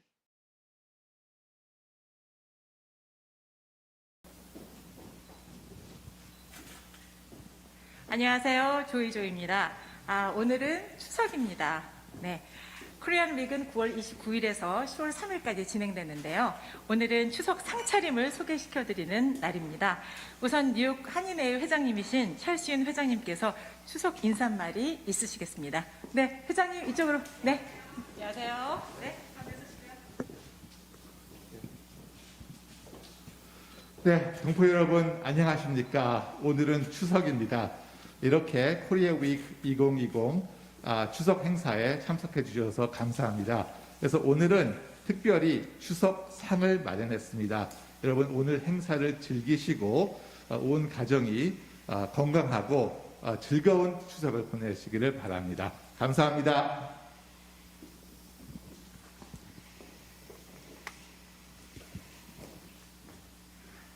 네, 감사합니다. 뉴욕 한인회 찰시윤 회장님이셨습니다. 자, 그럼 이쪽으로 안쪽으로 좀 오시고요. 오늘은 추석입니다. 네, 해피 추석입니다. 네, 두 분께서 너무 예쁘게 한복을 오늘 입어주셔서 더욱더 추석 분위기가 나는 것 같습니다. 자, 한국에서 가장 큰 명절인 추석은 곡식을 추수하고 또 조상님께 감사 인사를 드리는 저희는 추석 상차림이라는 것을 하는데요. 오늘은 이 추석 상차림을 살펴보면서 어떤 음식이 올라가는지, 그리고 또 이 음식 중에서 가장 중요한 것들을 한 가지씩 지금 박 대표님과 크리스틴 대표님께서 보여주시는 시연회도 한번 갖도록 하겠습니다. 자, 그러면은 Hello everyone, my name is Chef Young-sun Lee. This week is very special week for Korean culture because we celebrate Korean Thanksgiving Day called Chuseok. So today we have a very special guest here to show us the typical traditional Korean table setting for Chuseok time. So thank you for having us and showing us your table setting. Thank you. 자, 오늘 상차림을 아주 멋있게 차려주신 그 두 분을 제가 소개시켜 드릴 텐데요. 우선 첫 번째 분은 제 바로 옆에 계신 뉴욕 맨하탄에서 한식이 대중화되기 전에 30년 이상을 한식당을 운영하시면서 한식의 맛과 멋을 전 세계인에게 소개하시는 분이십니다. 네, 한국 교민과 유학생, 직장인들 모두 엄마의 맛이 그리울 때 그 대표님을 찾아가셔서 굉장히 한식을 맛보고 있는데요. 자, 박혜화 대표님을 소개하겠습니다. 네, 안녕하세요. 해피 추석입니다. 네, 그 옆에 계신 분은요, 박혜화 대표님의 따님이십니다. 네, 그래서 어머니의 이민생활 40년 동안의 한식에 대한 그런 정열을 그대로 이어받으셔서 한식당을 또 운영하고 계신데요. 지금 까다로운 뉴요커의 입맛에 맞게 세련된 메뉴와 그리고 서비스를 추가시켜서 지금 아마 한식을 세계화시키는데 굉장히 큰 목을 하고 있는 사람으로 지목받고 있는 분이십니다. 크리스틴 대표님을 소개합니다. 안녕하세요. 해피 추석입니다. 네, 오늘 그리고 영어 통역에는 이영선 셰프님께서 수고해 주시겠습니다.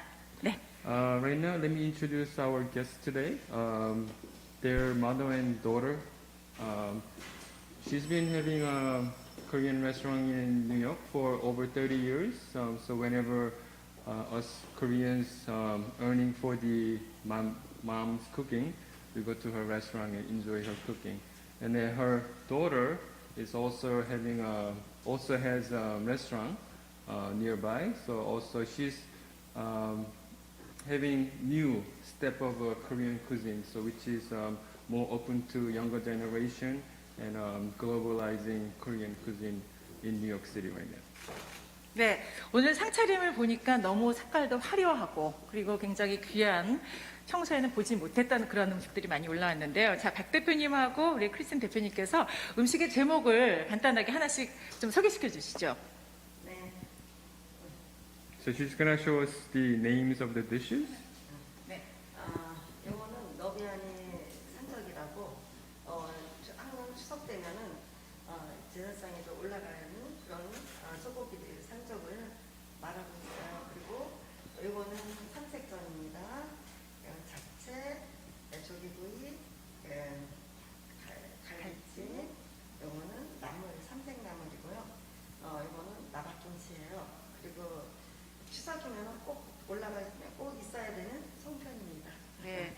그리고 요거는 저희 토란탕, 무하고 토란하고 양진머리로 만드는 그 토란국입니다.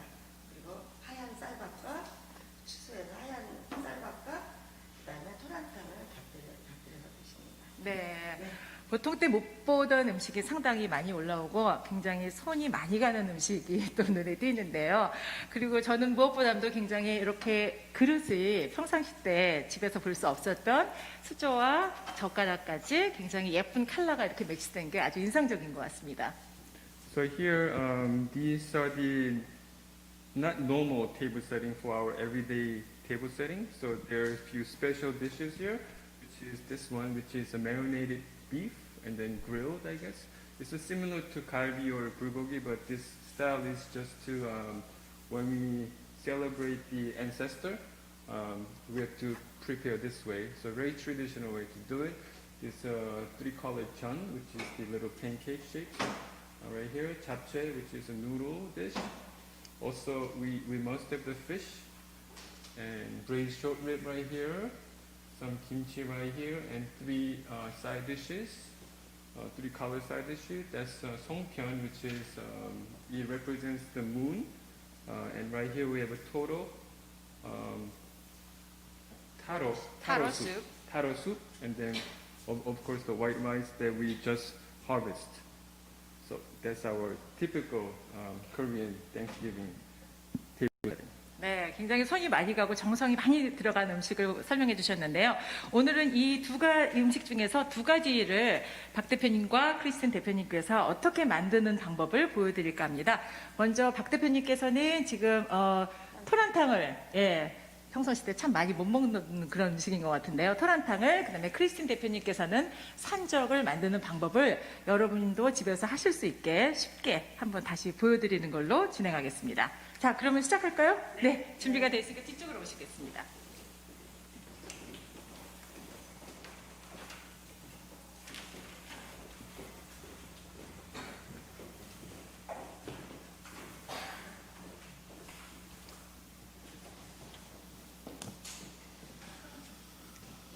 자, 그럼 토란탕부터 이제 시작을 해볼 텐데요. 보통 저희가 집에서 뭐 감자국, 묵국 이런 걸 많이 먹는데 이제 추석 때는 항상 토란탕이라는 것을 이제 먹게 됩니다. 준비에 손이 참 많이 가는데요. 자, 그러면은 박 대표님 준비해야 될 그 식자재부터 소개시켜 주시죠. 지금 다 준비를 해주셨는데요. 저희는 그 토란탕을 끓일 때는 소고기를 사용하거든요. 그래서 그 토란탕에는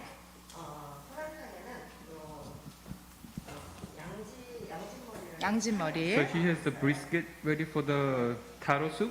Okay, so that's gonna be the base. So brisket and the shank of the meat. 요거를 씻어서 끓는 물에다가 물 거예요. So right now these are cleaned and washed, and then this is the little flavorful stock. Then also she's gonna put those meat to make the broth. Okay. So just a little bit open, not fully closed. 요거는 한 4시간 정도 양지를 끓여서 국물을 낼 거예요. 그리고 그 다음에는 양지를 끓이고 난 다음에 Then normally the broth takes about 4 hours to actually become the really nice broth. But we have the already made one to show you guys. So, but meantime, you could prep the other ingredients, which is the Korean radish right there, 무, over there, 요게 토란이에요. and that little guy is taro. This is a Korean taro. So normally you see the big taro in a regular supermarket, but this is Asian, typically Korean taro. 그리고 이거는 다시마입니다. This is the dried kelp. Kelp. Okay. 네, 지금 이제 시작을 네, 네. 네. 가장 먼저 하셔 이제 손질이지만 가장 이제 재료 준비를 제가 다 설명을 해주시면은요 이제 만드시는 분들이 이거는 마늘입니다. This minced garlic, 고춧가루, ground pepper, 예, 이거는 소금이고요. salt, 이거는 다시다 조금 넣어주세요. 요새는 다 seasoning, 자연 그 재료를 쓰거든요. 그리고 난 다음에 두부, 그 다음에 tofu, 파, scallion. 그 다음에 이거는 다시마를 끓여서 채를 친 겁니다. That's a julienne 네. cooked kelp. 네. 그리고 요거를 끓인 거예요. 끓여서 여기다가 잘라 놓은 겁니다. That's after you peel them, you cook them, you boil them, and then that's how you prep it for the soup. 그리고 요거는 레디시, 무. Korean radish, 무. 네, 재료를 다 알아봤는데요. 이제 이거를 가지고 뭐부터 어떻게를 끓여야지 토란탕이 되는 건가요? 네. 양지 국물을 한 4시간 끓이고 난 다음에 그 다음에 이제 물을 갖다가 이렇게 잘라서 네. 이제 잘라서도 넣고 그냥 통째로 넣으면은 네. 요거는 한 30분 정도 끓이고요. 네. 그러면 이제 요게 그리고 난 다음에 그 다음에 다시마를 좀 같이 넣어주세요. 네. So 요거는 물을 그냥 통째로 넣을 거예요. 네. 왜냐면 after the 예, 그 나중에 다시 한번 썰면 되고요. after the meat 네. is almost cooked, you could start adding the Korean radish and then dried kelp. 예, 그다음에 이거를 같이 조금 넣어주세요. 이거는 한 30분 정도 Just like that, and then 넣다가 뺄 거예요. 한 15분 정도. about 20 to 30 minutes until this radish is fully cooked, and then you should take everything out, and you have your broth is ready. 예, 그리고 그다음에 이제 토란을 이걸 해고 난 다음에 이제 저희가 이제 양념을 넣을 거예요. 그다음에 이제 여기다 Shall we 마늘을 take everything out first? 예, first out 예. So let's say everything is cooked right now, because this is already made broth. So these are 됐어요? already. 국물이 다 됐기 때문에 이제 국물 낸 고기는 빼내시고요. 거기다 무하고 지금 다시마를 넣습니다. So this 그다음에 also is to show you 다시마도 빼내주시면 되고요.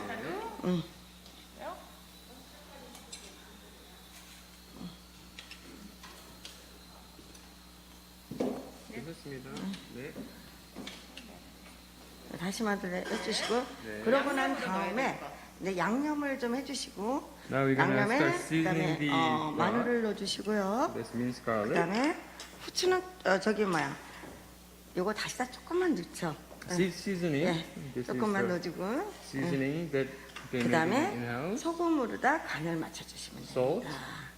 for seasoning. 이렇게 간을 맞춰주시고 그리고 난 다음에 파를 끓고 난 다음에 다시 고기를 갖다가 And you're gonna wait until they're boil. 예, 이거는 보일하지 않고 고기를 다시 넣어서 요걸 이제 이따가 요거를 요거 찢어가지고 여기다 다시 넣을 거예요. 넣고 레디시도 요거를 잘라가지고 여기다 다시 So at this 집어넣고요. point, you should slice the meat and the radish and then put it back in and then bring to boil. And then you could adjust the seasoning after. 그리고 여기에 고기 국물이 있는데요. 고기 국물이 이렇게 올라왔어요. 이걸 갖다 다 이렇게 걷어주세요. And then it's very important to skim 그래야- the impurity and the extra fat on top. 예, 그래야 요거는 You should 저기 constantly skim it. 맑고 깨끗한 국물이 돼요. 그리고 맛있어져요. 네, 그렇게 하고 그 다음에 여기 한 소끔 이렇게 화르르 끓인 다음에 토라는 오래 끓이면 안 돼요. 그러니까 토라는 변비에도 좋고 그리고 혈압에도 좋고 그 다음에 또 이 금방 끓여서 내놔야 맛있습니다. Taro, you don't need to boil too much.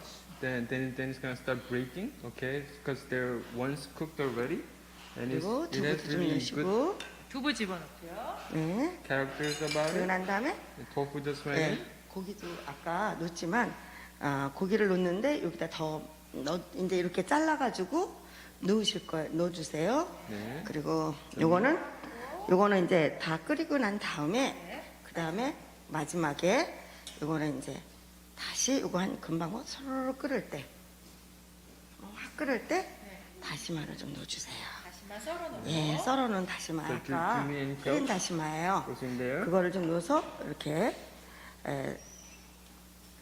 맛이 우러나게 하는 예, 방법이군요. 예.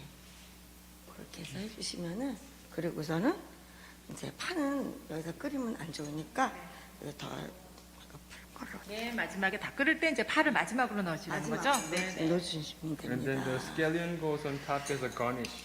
네. 그렇게 해서 한 소끔 끓여주세요. 네. 그 국에다가 이렇게 무를 많이 넣으면 옛 어른들이 굉장히 시원해진다라는 그런 단어를 많이 쓰셨어요. 네, 더 깊이가 있고 시원하다는 느낌이 들어서 이렇게 무가 굉장히 생각보다 많이 들어가는 것 같아요. 네, 무가 많이 들어가야 시원한 맛도 나고, 그리고 요새 가을 무는 굉장히 달아요. 네, 달짝지근한 맛도 납니다. 네. 자, 그래서 이렇게 다 끓은 다음에 이제 더 추가시킬 거는 뭐 없을까요? 네, 이게 다예요. 네. 네. 그리고 이따가 한 소끔 끓이고 난 다음에 네. 파를 나중에 넣어주세요. 네, 파를 마지막에 넣어주시면 이제 토란탕이 되는 토란탕이 거죠. 됩니다. 네. 네. 자, 그러면은 이제 크리스틴 대표님께서 그 산적이라는 거 지금 추석 때 이렇게 고기 굉장히 참 많이 올라가는데 고기의 종류가 갈비찜, 뭐 산적 굉장히 뭐가 많이 올라가요. 그래서 고기를 굉장히 풍성하게 먹을 수 있는 명절다운 그런 음식의 메뉴인데 이제 어떻게 재료는 뭐부터 이제 준비를 해야 될까요? 산적을 만들려고 하면은. 지금 말씀하신 것처럼 갈비하고 양념은 비슷해요. 네. 근데 이제 산적은 예전부터 그 내려오던 제사 음식이기도 하고 네. 그리고 왕가에서 드시기도 그런 음식이기 때문에 네. 이게 그냥 그 양조 간장을 쓰시는 게 아니고 조선 간장을 넣어요. 네. 그래서 조선 간장을 우선 양념을 먼저 한 다음에요. 네. 그리고 재워서 하루 정도 냉장고 안에 넣었다가 그냥 쉽게 구워만 주시면 되는 것 같아요. 네. So the second dish Krishna can show us is the sanjak, which is the marinated meat. So it's a it used to be very fancy food because this first is beef, and then it used to be served to king and then many royal people as well. So she said the soy sauce that she like to use is very special soy sauce, not just regular soy sauce. It's very traditional way to make that soy sauce. And then I think she marinated for a day, and then after you marinate them, and then you just simply grill them to finish it off. 네, 시작해 보겠습니다. So she's gonna start 자, showing 그러면 us 먼저 by 재료를 뭐를 the 준비를 seasoning. 해야 될까요, 대표님? 저희가 재료 제일 준비는 중요한 뭐 고기겠죠. 조선, 네, 네, 고기죠. 고기죠. 고기예요. 네. So- 고기는 예전에는 우둔 쌀을 많이 썼는데 지금은 이제 그 부드러운 식감을 좋아하시니까 등심을 해서 하면은 아무래도 먹기도 좋고 맛도 좋고 그래서 등심을 가져왔습니다. We used to use the loin a lot, but nowadays the modern people learn for different textures. So nowadays she likes to use the ribeye. So we have a ribeye ready for that dish. 네. 그러면 이제 소스가 이제 불고기 같은 경우가 굉장히 미국 분들도 좋아하시잖아요. 그래서 뭐 간장에다가 파 넣고 마늘 넣고 이런 소스도 시중에 팔기도 하는데 오늘은 이제 어떻게 하면 집에서도 네네. 홈메이드 스타일로 소스까지 다 만드는 방법 한번 네네. 알려주시면 좋을 것 같아요. 자, 소스를 만들기 위한 거와 이 고기 이외에 필요한 재료들이 뭐가 있을까요? 소스류는 저희가 지금 아까 말씀드린 대로 조선 간장하고 네. 그리고 물, 물. 예, Soy sauce and water, 네, 그 다음에 마늘, minced garlic, 참기름, sesame seed oil, 그 다음에 깨소금, sesame seed, 파, scallion, 그 다음에 후춧가루, black pepper, 그 다음에 여기서 이제 두 가지가 좀 특징인데 네. 요거는 미림이고요. mirin, 네, cooking wine, 그 다음에 물엿이 있어요. 아, 물. and 색깔이 똑같아서요. 네네네. and corn syrup, 네, 그리고 잣은 나중에 그냥 가니쉬로 뿌리려고 and 그냥 then 가지고 가는 the 겁니다. pine nut for the garnish. 네. 네. 자, 그럼 뭐부터 이제 손질을 하게 되나요? 우선 고기를 네. 피를 빼고 씻어서 피를 빼고 피를 빼는 게 아니고 이렇게 그 뭐죠 휴지로 이렇게 해서 이제 이거를 좀 어느 정도 말린 다음에 말리는 게 아니라 이거 젖은 부분을 이렇게 드라이하게 만들고 그다음에 이제 양념을 만들면 될 것 같아요. After 양념은 you clean the meat, you should pat dry the meat, and then you should start seasoning them. 네. 근데 요거 비율은 제가 지금 요거는 7스푼씩 넣는데요. 조선 간장과 물의 비율은 1대1입니다. 네. The ratio for the soy sauce and water is 1:1. Today she prepped 7 tablespoons each. Yes. 그 3개의 고기 피스와 그다음에 7스푼 그냥 집에서 쓰는 숟가락으로 제가 쟀어요. So she has a 3 piece of meat. It looks like about like 2 ounces each. Okay. 그렇게 하고 이 1대1로 넣으시고 만약에 이 짠맛을 싫어하시는 분이면은 거기다가 물을 조금 더 넣으셔도 돼요. 근데 이제 대략 1대1 정도로 넣으시고요. 그다음에 마늘을 7스푼 정도 넣었을 때 한 스푼 정도 Minced 꽉 차게 garlic, 네. about 1 tablespoon. 네.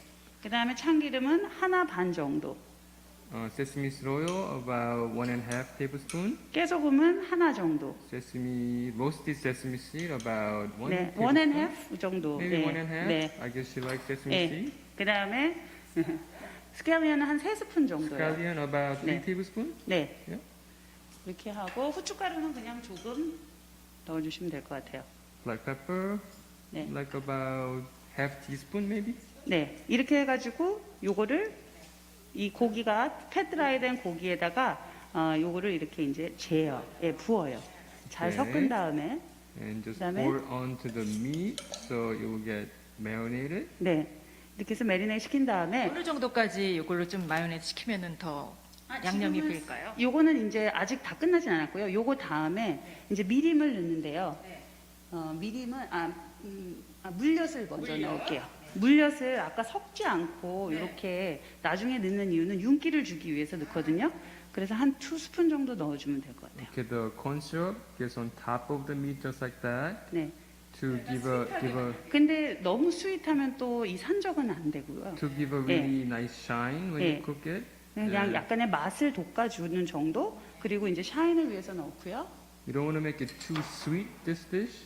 Okay. 그리고 나서 미림은 아주 조금만 넣어요. Just, 이거는 네, 약간 mirin, which is the 고기를 cooking wine. 연하게 해주기도 하고 그리고 그 냄새를 조금 없애주기도 해요. 그래서 half에서 한 스푼 조금 못 되게 넣어요. About a little more than half tablespoon. 네, 그렇게 해서 요거를 조금 조물조물해서 And 요거를 이제 you should 네. give a nice massage 예. to tenderize the meat and then let the marinade work. 네, 그렇게 해서 요거를 냉장고에 하룻밤 정도 재워주시면 돼요.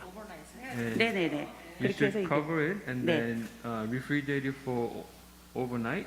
근데 이렇게 먼저 간장을 붓기 전에 한번 맛을 보시고 그때 맛이 내가 이게 참 맛있다라는 그 정도의 간 정도를 맞추시는 게 중요하고요. 네, 고기 붓기 전에. 네네. 네네네. 예. And 그리고 you 또 could always adjust the seasoning how you like it. 네. 그렇게 해서 이제 랩을 해서 그리고 이제 냉장고에 넣어서 하루 정도 재워주신 다음에 그리고 그냥 그 다음날 바로 이제 팬에다가 기름을 살짝 뿌리고 굽기만 하시면 돼요. 네. 그래서 이거는 미리 저희가 해온 So this is how it looks like 네. overnight in marinade. 네.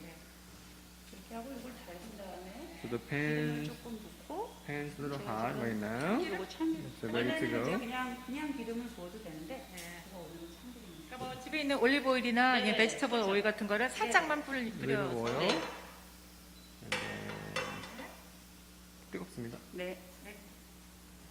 앞뒤로 이제 적당히. 네, 앞뒤로 그냥 잘 구워주기만 하면 돼요. 예. And just like that, you should just cook it through.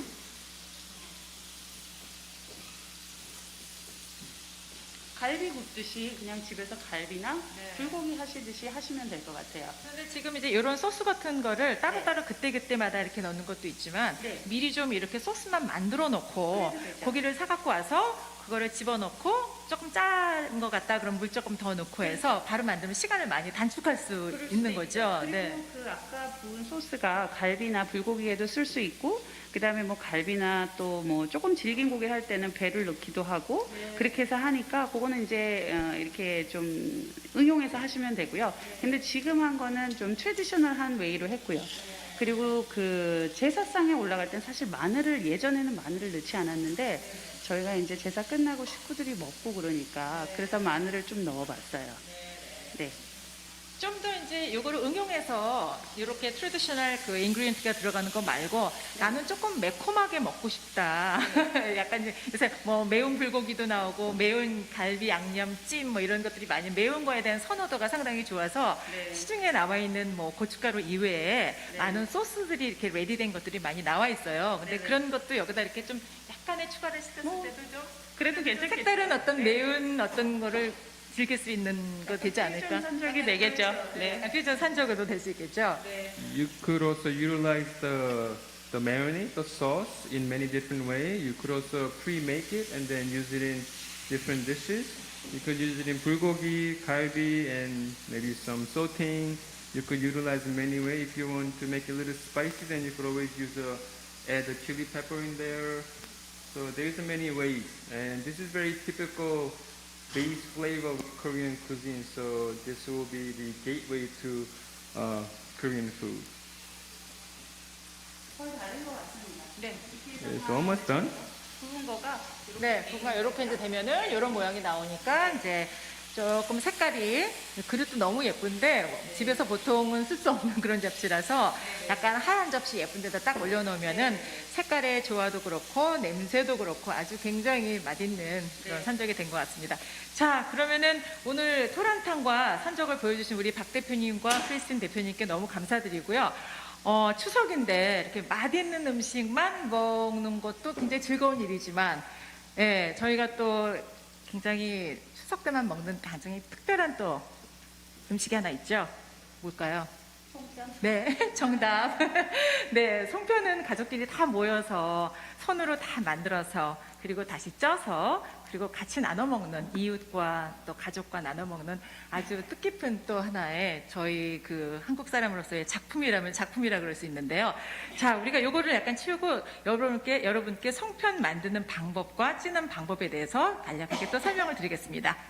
There's one essential Chuseok dish, which is songpyeon. It's a Korean moon cake. It's like a rice cake that we make. There's some display right here, but we're gonna show you how to make it. Typically, the family gather around and then we make this rice cake together at home. So we're gonna show you how to make it.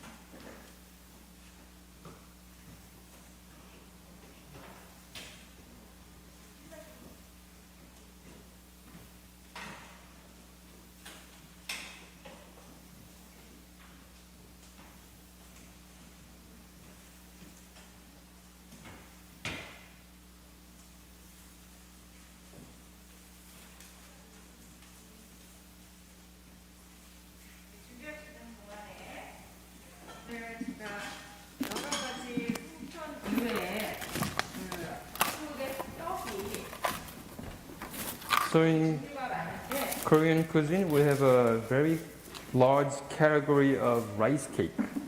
Okay, so these are all different types of a rice cake, just some of it. Okay, and nowadays they make it very modern style. So we make it into cake just like that. So you can use it in birthdays and your celebration.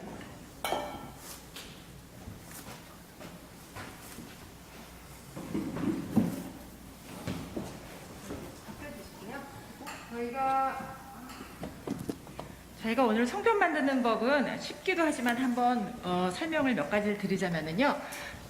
송편은 쌀가루하고 물을 이용해서 반죽을 합니다. 그래서 반죽이 보통 오리지널은 이렇게 하얀색으로 나옵니다.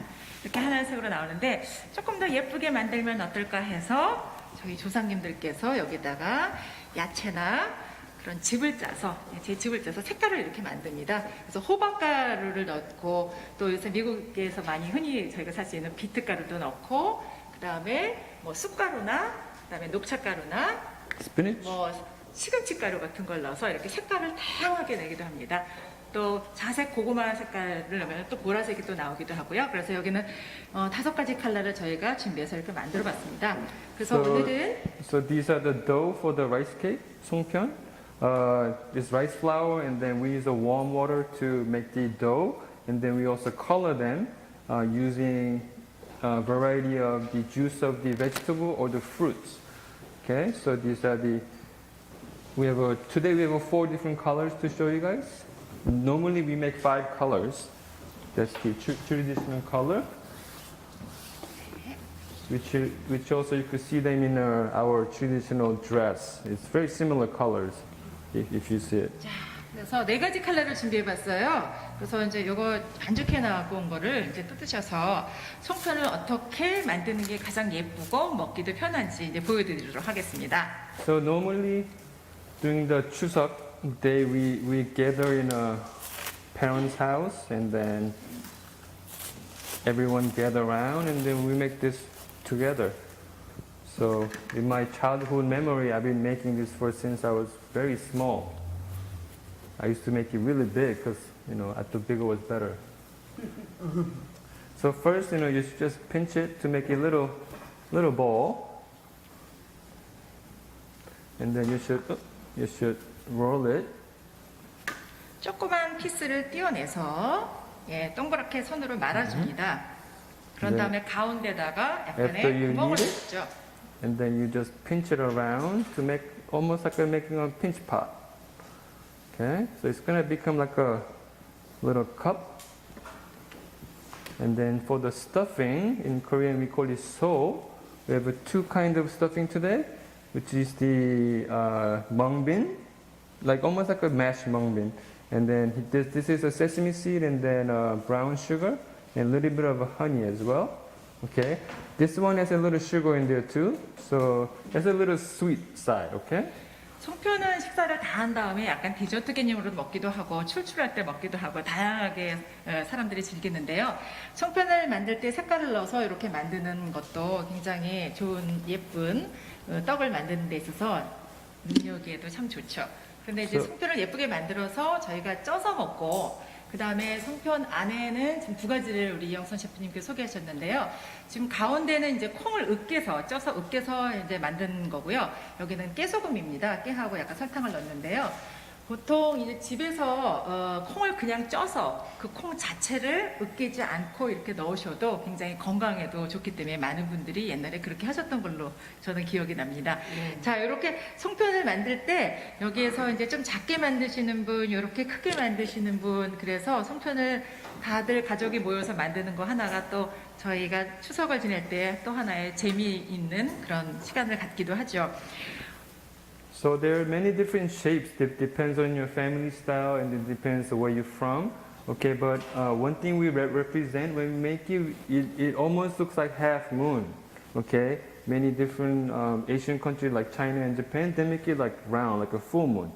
But this day we are celebrating full moon. So in Korean culture, making half moon shape, we're hoping to fulfill our life.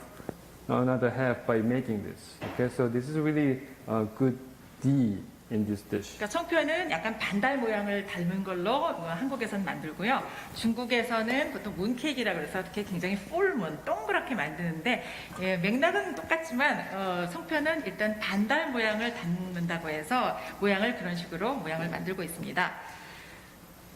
요즘은 그 미국 분들도 상당히 떡에 대해서 관심이 많으시고 김치 다음으로 아마 관심 많으신 게 What is this? 그리고 떡을 굉장히 관심을 많이 보이시는데 떡은 종류가 정말 뭐 100개, 500개가 넘을 정도로 너무너무 종류가 많습니다. 그리고 만드는 모양과 겉에 붙이는 그런 가루나 재료들이 상당히 다양한데요. 여러분도 보통 한인마켓이나 아니면은 뭐 에이시안마켓 같은 데 가시면은 떡은 이제는 굉장히 손쉽게 볼 수 있습니다. 그리고 지금 굉장히 그 푹신푹신한 그런 백설기의 그런 텍스처를 가지고 이렇게 예쁘게 치즈케이크처럼 보이지만은 떡케이크입니다. 그래서 어떻게 장식을 해놓느냐에 따라서 떡케이크가 굉장히 다양하게 많은 분들에게 인기를 또 끌고 있습니다. These days, there's many different style of a duck that you could have. Those are the many different styles of a rice cake. In Korean, there's we use either regular rice or sweet rice to make the dough. The texture is a little different, and then these are the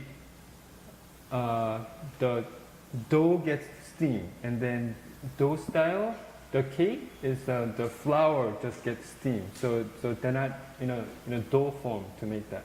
Okay, but those are very modern style, using the traditional technique. Okay, so very popular these days actually. 그리고 외국 분들이 떡을 보시면은 바깥에 보이는 시나몬 가루나 아니면 블랙 세서미, 레귤러 세서미, 아니면 그다음에 그린 파우더 이런 거는 금방 눈으로 보면 알 수 있는데요. 이렇게 좀 어느 정도 사이즈가 되는 뭐 이렇게 좀 되는 사이즈에는 가장 궁금해하시는 게 저 속 안에 무엇이 들어있을까를 굉장히 궁금해하세요. 예, 그래서 보면 대체적으로 팥을 으깨서 넣은 팥 앙금이 들어가 있습니다. So normally the filling inside of some rice cakes, such as like these one and then those one, yep. the fillings normally the red bean. Okay, red bean we make it into very sweet. Okay, we cook it with the sugar, and then we make it into mash, and then those are the inside of it. Okay, almost like I call it Asian chocolate. Okay, so I think we have enough to. 네. 자, 이렇게 이제 예쁘게 모양을 만들어봤어요. 그러면은 자 오방떡처럼 동그랗게도 좀 만들어 보셨고요. 네, 좀 큰 것도 있고 굉장히 작은 것도 있고 어떤 분은 끝을 많이 눌러주시는 분도 계시고 그래서 이렇게를 이제 우리가 이거를 이제 쿡을 해서 먹어야 되는데요. 이제 박 대표님 같은 경우에는 어떻게를 많이 그 송편을 쿡을 하세요? 예, 송편을 뜨거운 물에다 뜨겁게 끓고 있잖아요. 네네. 그래서 끓고 있으면 여기다 올려서. So this is how you cook it. Okay. 예, 지금 We have the steamer here. I'm going to show you the setup. This is the typical steamer setup at home. We have a hot water boiling. This is the little steam tray that we use.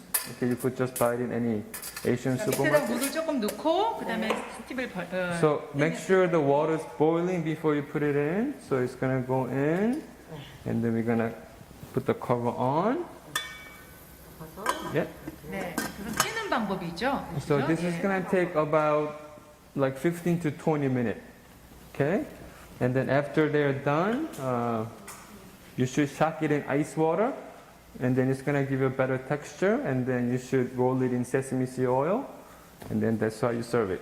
쪄낸 다음에는 찬물에 살짝 담그고 그 다음에는 참기름으로 예 살짝 네 그럼 떡과 떡끼리 붙질 않겠죠. 네 여러 가지로 참 그래도 이렇게 아는 거 하고 모르는 거 하고 굉장히 차이가 많이 나는 것 같아요. 어떻게 보면은 굉장히 심플하게 쌀과 물을 섞어서 반죽을 해서 이렇게 하얗게 나오면 그 안에 집에 있는 깨소금 같은 거에 설탕을 살짝 추가시켜서 달짝지근하게 넣어서 여기다 넣어서 쪄 먹는 그러니까 물에 퐁당 담그는 게 아니라 스팀을 해서 송편을 먹는 거라는 거 여러분이 기억하시면은 집에서 쉽게 또 만드실 수 있을 것 같아요. 그래서 이렇게 만든 거가 지금 이렇게 컬러가 나왔어요. 네. So after they're cooked and prepared, they look 네. like this. 모양새가 조금 It's ready 다르긴 to 한데 이제 serve. 집집마다 모양이 끝을 뾰족뾰족하게 하시는 분도 계신데 요즘 떡기계가 굉장히 발달되게 많이 나왔다는 소식을 들었거든요. 그래서 옛날보다 다 이렇게 손으로 만드는 것보다 떡이 다 그 쌀가루를 반죽을 해주는 기계가 그렇게 나오는 시대가 됐습니다. 그래서 요거는 지금 기계에서 송편이 이렇게 한 입에 쏙 들어가게끔 나오는 그런 사이즈로 나온 거고요. 지금 요런 모양은 오리지널로 두 분께서 만들어주신 것처럼 오리지널 송편 모양이 되겠습니다. It used to be very labor-intense dish to make it, any kind of a rice cake. But nowadays, you could easily purchase the dough. You could even purchase the dough, through internet. Okay, and they come in frozen shape. Then you could easily use it after you thaw it. Also, there is a rice cake machine that you could buy. It will make the dough for you. It will grind the grains for you. And then it could also mix the dough for you, okay? So you could make this dish in a home these days much easier than long time ago. 자, 근데 이제 송편을 굉장히 집에서 많이 만들다 보면은 또 이제 남을 때가 있잖아요. 예, 그날 너무나 아까 그 고기와 그동안 못 먹었던 추석 상이 아주 푸짐하게 차려져 있기 때문에 그거를 많이 먹고 나면은 송편까지 먹고 나면은 송편이 꼭 남더라고요. 그래서 이 남은 송편을 우리가 어떻게 또 이용을 적절하게 처리를 하면은 또 계속 송편을 또 버리지 않고 먹을 수 있을까요? 그래서 보통 송편이 만약에 이렇게 남으면은 어떻게 처리하는 것이 가장 현명할까요? 저희 같은 경우는 네. 글쎄 잘은 모르겠지만 냉동을 시켰다가 네. 그리고 다시 먹고 싶을 때 다시 이렇게 살짝 쪄서 네. 그렇게 먹기도 합니다. 아, 네. 그러니까 냉동에 넣고 조금 해동을 약간 시킨 다음에 그걸 마이크로웨이브에 데피시는 분도 계시더라고요. 예, 그렇게 하기도 다시 이렇게 스티머처럼 살짝 쪄서 먹으면 그대로 똑같은 맛을 나게 하는 거죠. 네. 그러니까 굉장히 약간의 비상식량처럼 냉동실에 좀 있는 것도 굉장히 좋을 것 같습니다. So normally when we make this during Chuseok time, we always have it left over. So they're not gonna last so long in a room temperature. So you should either put it in refrigerator and then you could easily steam it back, or you could put it in microwave to just heat it through, or you could freeze it and you could keep it for a few months, and then you could steam it back.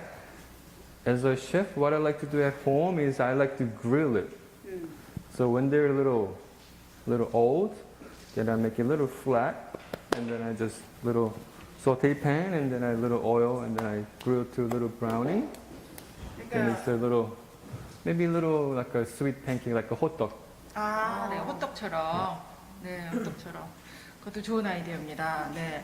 그래서 자, 오늘 두 분께서 보여주신 이제 그 토란탕과 산적도 집에서 다 있는 재료를 이용해서 간단하게 소스, 그다음에 고기 종류를 한번 구입하셔서 한번 만들어 보시면 또 추석 분위기를 훨씬 더 날 수 있게끔 만들 수 있는 요리를 소개해 주셔서 너무 감사드리고요. 그다음에 또 떡도 우리가 시중에서 굉장히 옛날보다는 편하게 구입할 수 있는 것도 있지만 집에서 간단한 재료 몇 가지로 본인이 만드는 뭐 송편 사이즈 아니면 호떡 사이즈 같은 걸 만들어서 좋은 간식으로 이용해 보시는 것도 좋을 것 같습니다. So thank you for us showing us your skills and your knowledge about the Korean cuisine, especially Chuseok dishes. And then we hope that you guys could make these dishes at home, utilizing many different ingredients at home and your taste. Okay, thank you. 지금 이제 스팀에서 다 이제 찌고 있는데 쪘을 때 So- 그다음 모양이 So 어떻게 they're 나오나요? they're almost 한번 볼까요? done. As you can see, maybe a few more minutes, but as you can see, their colors getting much more brighter from the dough. Okay, even the pink one gets a lot brighter than normal. Yellow one's really bright right now. Okay, probably small ones are done, but 그럼 여기다 놔주시고요. so I'm 놔고요. gonna try to take out and just to show you. Right now, it's 금방 스팀에서 꺼냈을 때는 좀 스티키하게 보입니다. very soft right now. Some people like it like this, but it's really hot. Okay, so right here, it looks like that. And then these, we normally shock it in ice water right away. And then we take them out and then we roll it in sesame seed oil. And then they look like that. 반짝반짝하게 이렇게 보이죠. 네, 그리고 서로 달라붙지도 않기 위해서 플레이버도 그렇지만 그 기름을 참기름을 뿌리는 거는 서로 달라붙지 않기 위한 그런 용도도 있는 거죠. 네. To prevent them sticking each other, you should always roll it in some kind of oil. And then sesame seed oil is the most widely used oil in Korea, so we use sesame seed oil. But you could use a different oil if you're allergic to sesame oil. 아, 네네. 그럼 올리브 오일이나 뭐 약간 다른 종류의 오일을 약간만 뿌려서 서로 붙지 않게만 이렇게 놓는 거 좋고, 또 남은 송편은 냉동실에 넣으셔서 또 다시 꺼내서 해동시키고 또 스팀해서 다시 먹을 수 있는. 네네. 자, 그럼 오늘 두 분께서 토란탕과 산적을 보여주셨는데요. 그래도 식당에서 우리가 추석일 때 꼭 이런 정도는 또 먹을 수 있는 거가 상에 많이 올라오는 것 중에 그래도 식당에서 손님분들이 많이 즐겨주신다라는 그런 음식이 아까 제가 보니까 잡채가 아닐까 싶어요. 네, 잡채는 외국 분들이 너무 좋아하시는 손 꼽는 메뉴 중에 하나인데 보통 에피타이저에서는 그 산적과 전, 예, 그렇죠. 전 종류, 팬케이크라고 보통 이제 미국 분들이 생각하시는 파전이나 뭐 김치전 그런 전 종류와 만두, 그다음에 이제 메인 코스로는 보면은 잡채를 굉장히 좋아하시는 걸 볼 수가 있어요. 근데 이제 많은 그 1.5세나 2세 한국 분들도 그렇고 전과 적이 어떻게 다른가. 그래서 그거는 제가 이영선 셰프님이 한국말로 한번 정확하게 이번 네. 기회를 통해서 설명해 주시면 좋을 것 같아요. 지금 적과 전에 대한 다른 점을 물어보셨는데, 전은 반죽을 하시든지 네. 아니면은 그 재료 상태로 옷을 입히든지 해가지고 팬에다가 팬케이크 구듯이 구우면은 그게 전이고요. 네, 전이고요. 적은 원래는 적이 이제 구이라는 말에서 적이 나왔는데, 옛날에는 구이를 하기 위해서는 그냥 얹기가 힘드니까, 네. 왜냐면 큰 고기는 너무 질겨서 못 먹으니까 작게 잘랐단 말이죠. 네. 그러니까 그냥 불에 올리니까 불 밑으로 빠지니까 그거를 꼬치에다가 꽂기 시작했죠. 네. 그래서 꼬치에 꽂은 구운 고기를 적이라고 부르기 시작했습니다. 근데 그 외에다 이제 다른 거를 감미하기 위해서 이제 철에 나오는 야채들을 같이 굽기 시작한 게 네. 이제 지금 우리가 흔히 볼 수 있는 산적의 유래라고 볼 수 있고요. 네. 제사상에 올라갈 때는 저런 식으로 꼬치가 없이, 마늘도 없이 네. 원래는 제사상에 올렸고요. 그러니까 정리해보자면 산적은 따로따로 요리를 해서 약간 대나무 꼬치 같은 데다 이렇게 꽂아 먹는 편하게 하기 위해서 그렇게 가는 거고, 전이라는 거, 우리가 파전 이런 거는 그 반죽에 의해서 그렇죠. 대부분 반죽과 반죽이 있죠. 같이 묻혀서 이렇게 구워내는.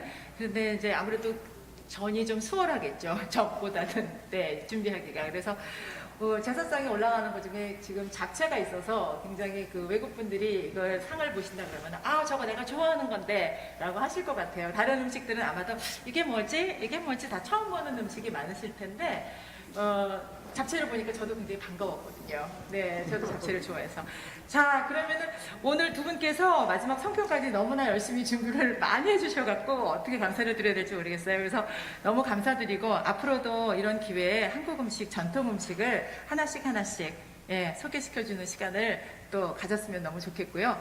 오늘 마지막으로 박 대표님께서 이 행사를 하시면서 또 굉장히 고생 많이 하셨지만 느끼신 점이 남다르셨을 것 같아요. 그래서 박 대표님 마무리 일단 한번 추석 우리 마무리 준비를 한번 말씀을 한번 부탁드릴게요. 저희를 이렇게 뜻깊은 자리에 초대해 주셔서 너무 감사드립니다. 그리고 이렇게 한인회에서 이렇게 다 해주셔가지고 이 자리를 마련해 주셔서 너무 감사하고요. 그전에는 작년까지는 같이 한인회하고 맨하탄 퍼레이드, 그 다음에 또 뭐 프로싱에서도 다 하고 했었는데요. 이번에는 코비드-19 때문에 정말 행사를 할 수가 없었어요. 바깥에서 할 수가 없어서 참 아쉽고요. 그렇지만 지금 이런 자리를 마련해 주신 데에서 저희가 최선을 다해서 열심히 했습니다. 여튼간 코비드-19을 꼭 이겨내셔야 합니다. 네. 네, 감사합니다. 네. 감사합니다. 자, 오늘 두 분과 함께 많이 추석 상차림을 해봤는데요. 뉴욕 한인회 찰시윤 회장님과 관계자분들, 스태프분들 모두 감사하게 저희 너무너무 생각하고요. 앞으로도 이런 기회에 한국 음식을 많이 알리는 그런 시간이 있었으면 좋겠습니다. 자, 그러면 추석 여러분 가족과 함께 즐겁게 보내시고요. 네, 해피 추석입니다. 이렇게 추석. 네.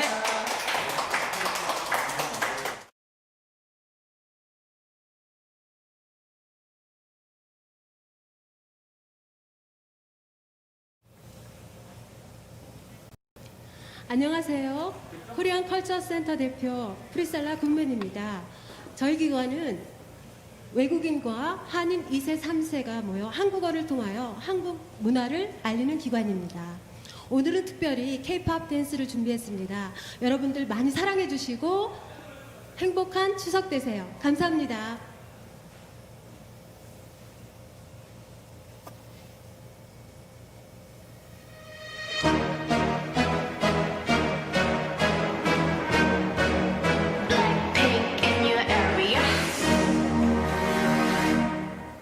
보란 듯이 무너졌어 바닥을 뚫고 저 지하까지 엊그처럼 잡겠다고 저 높이 두 손을 뻗어봐도 다시 캄캄한 이곳에 light up the sky 네 두 눈을 보며 kiss you bye 실컷 비웃어라 꼴 좋으니까 이제 너의 하나 둘 셋 하하여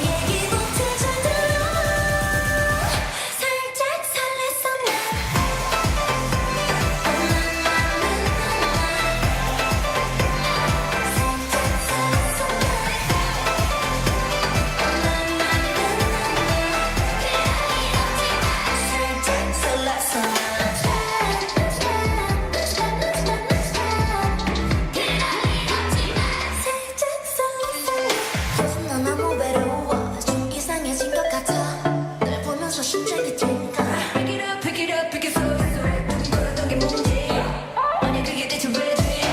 선이 넘은 거야 X-rated 무인도에 어느 날 잊은 거야 만나게 됐다면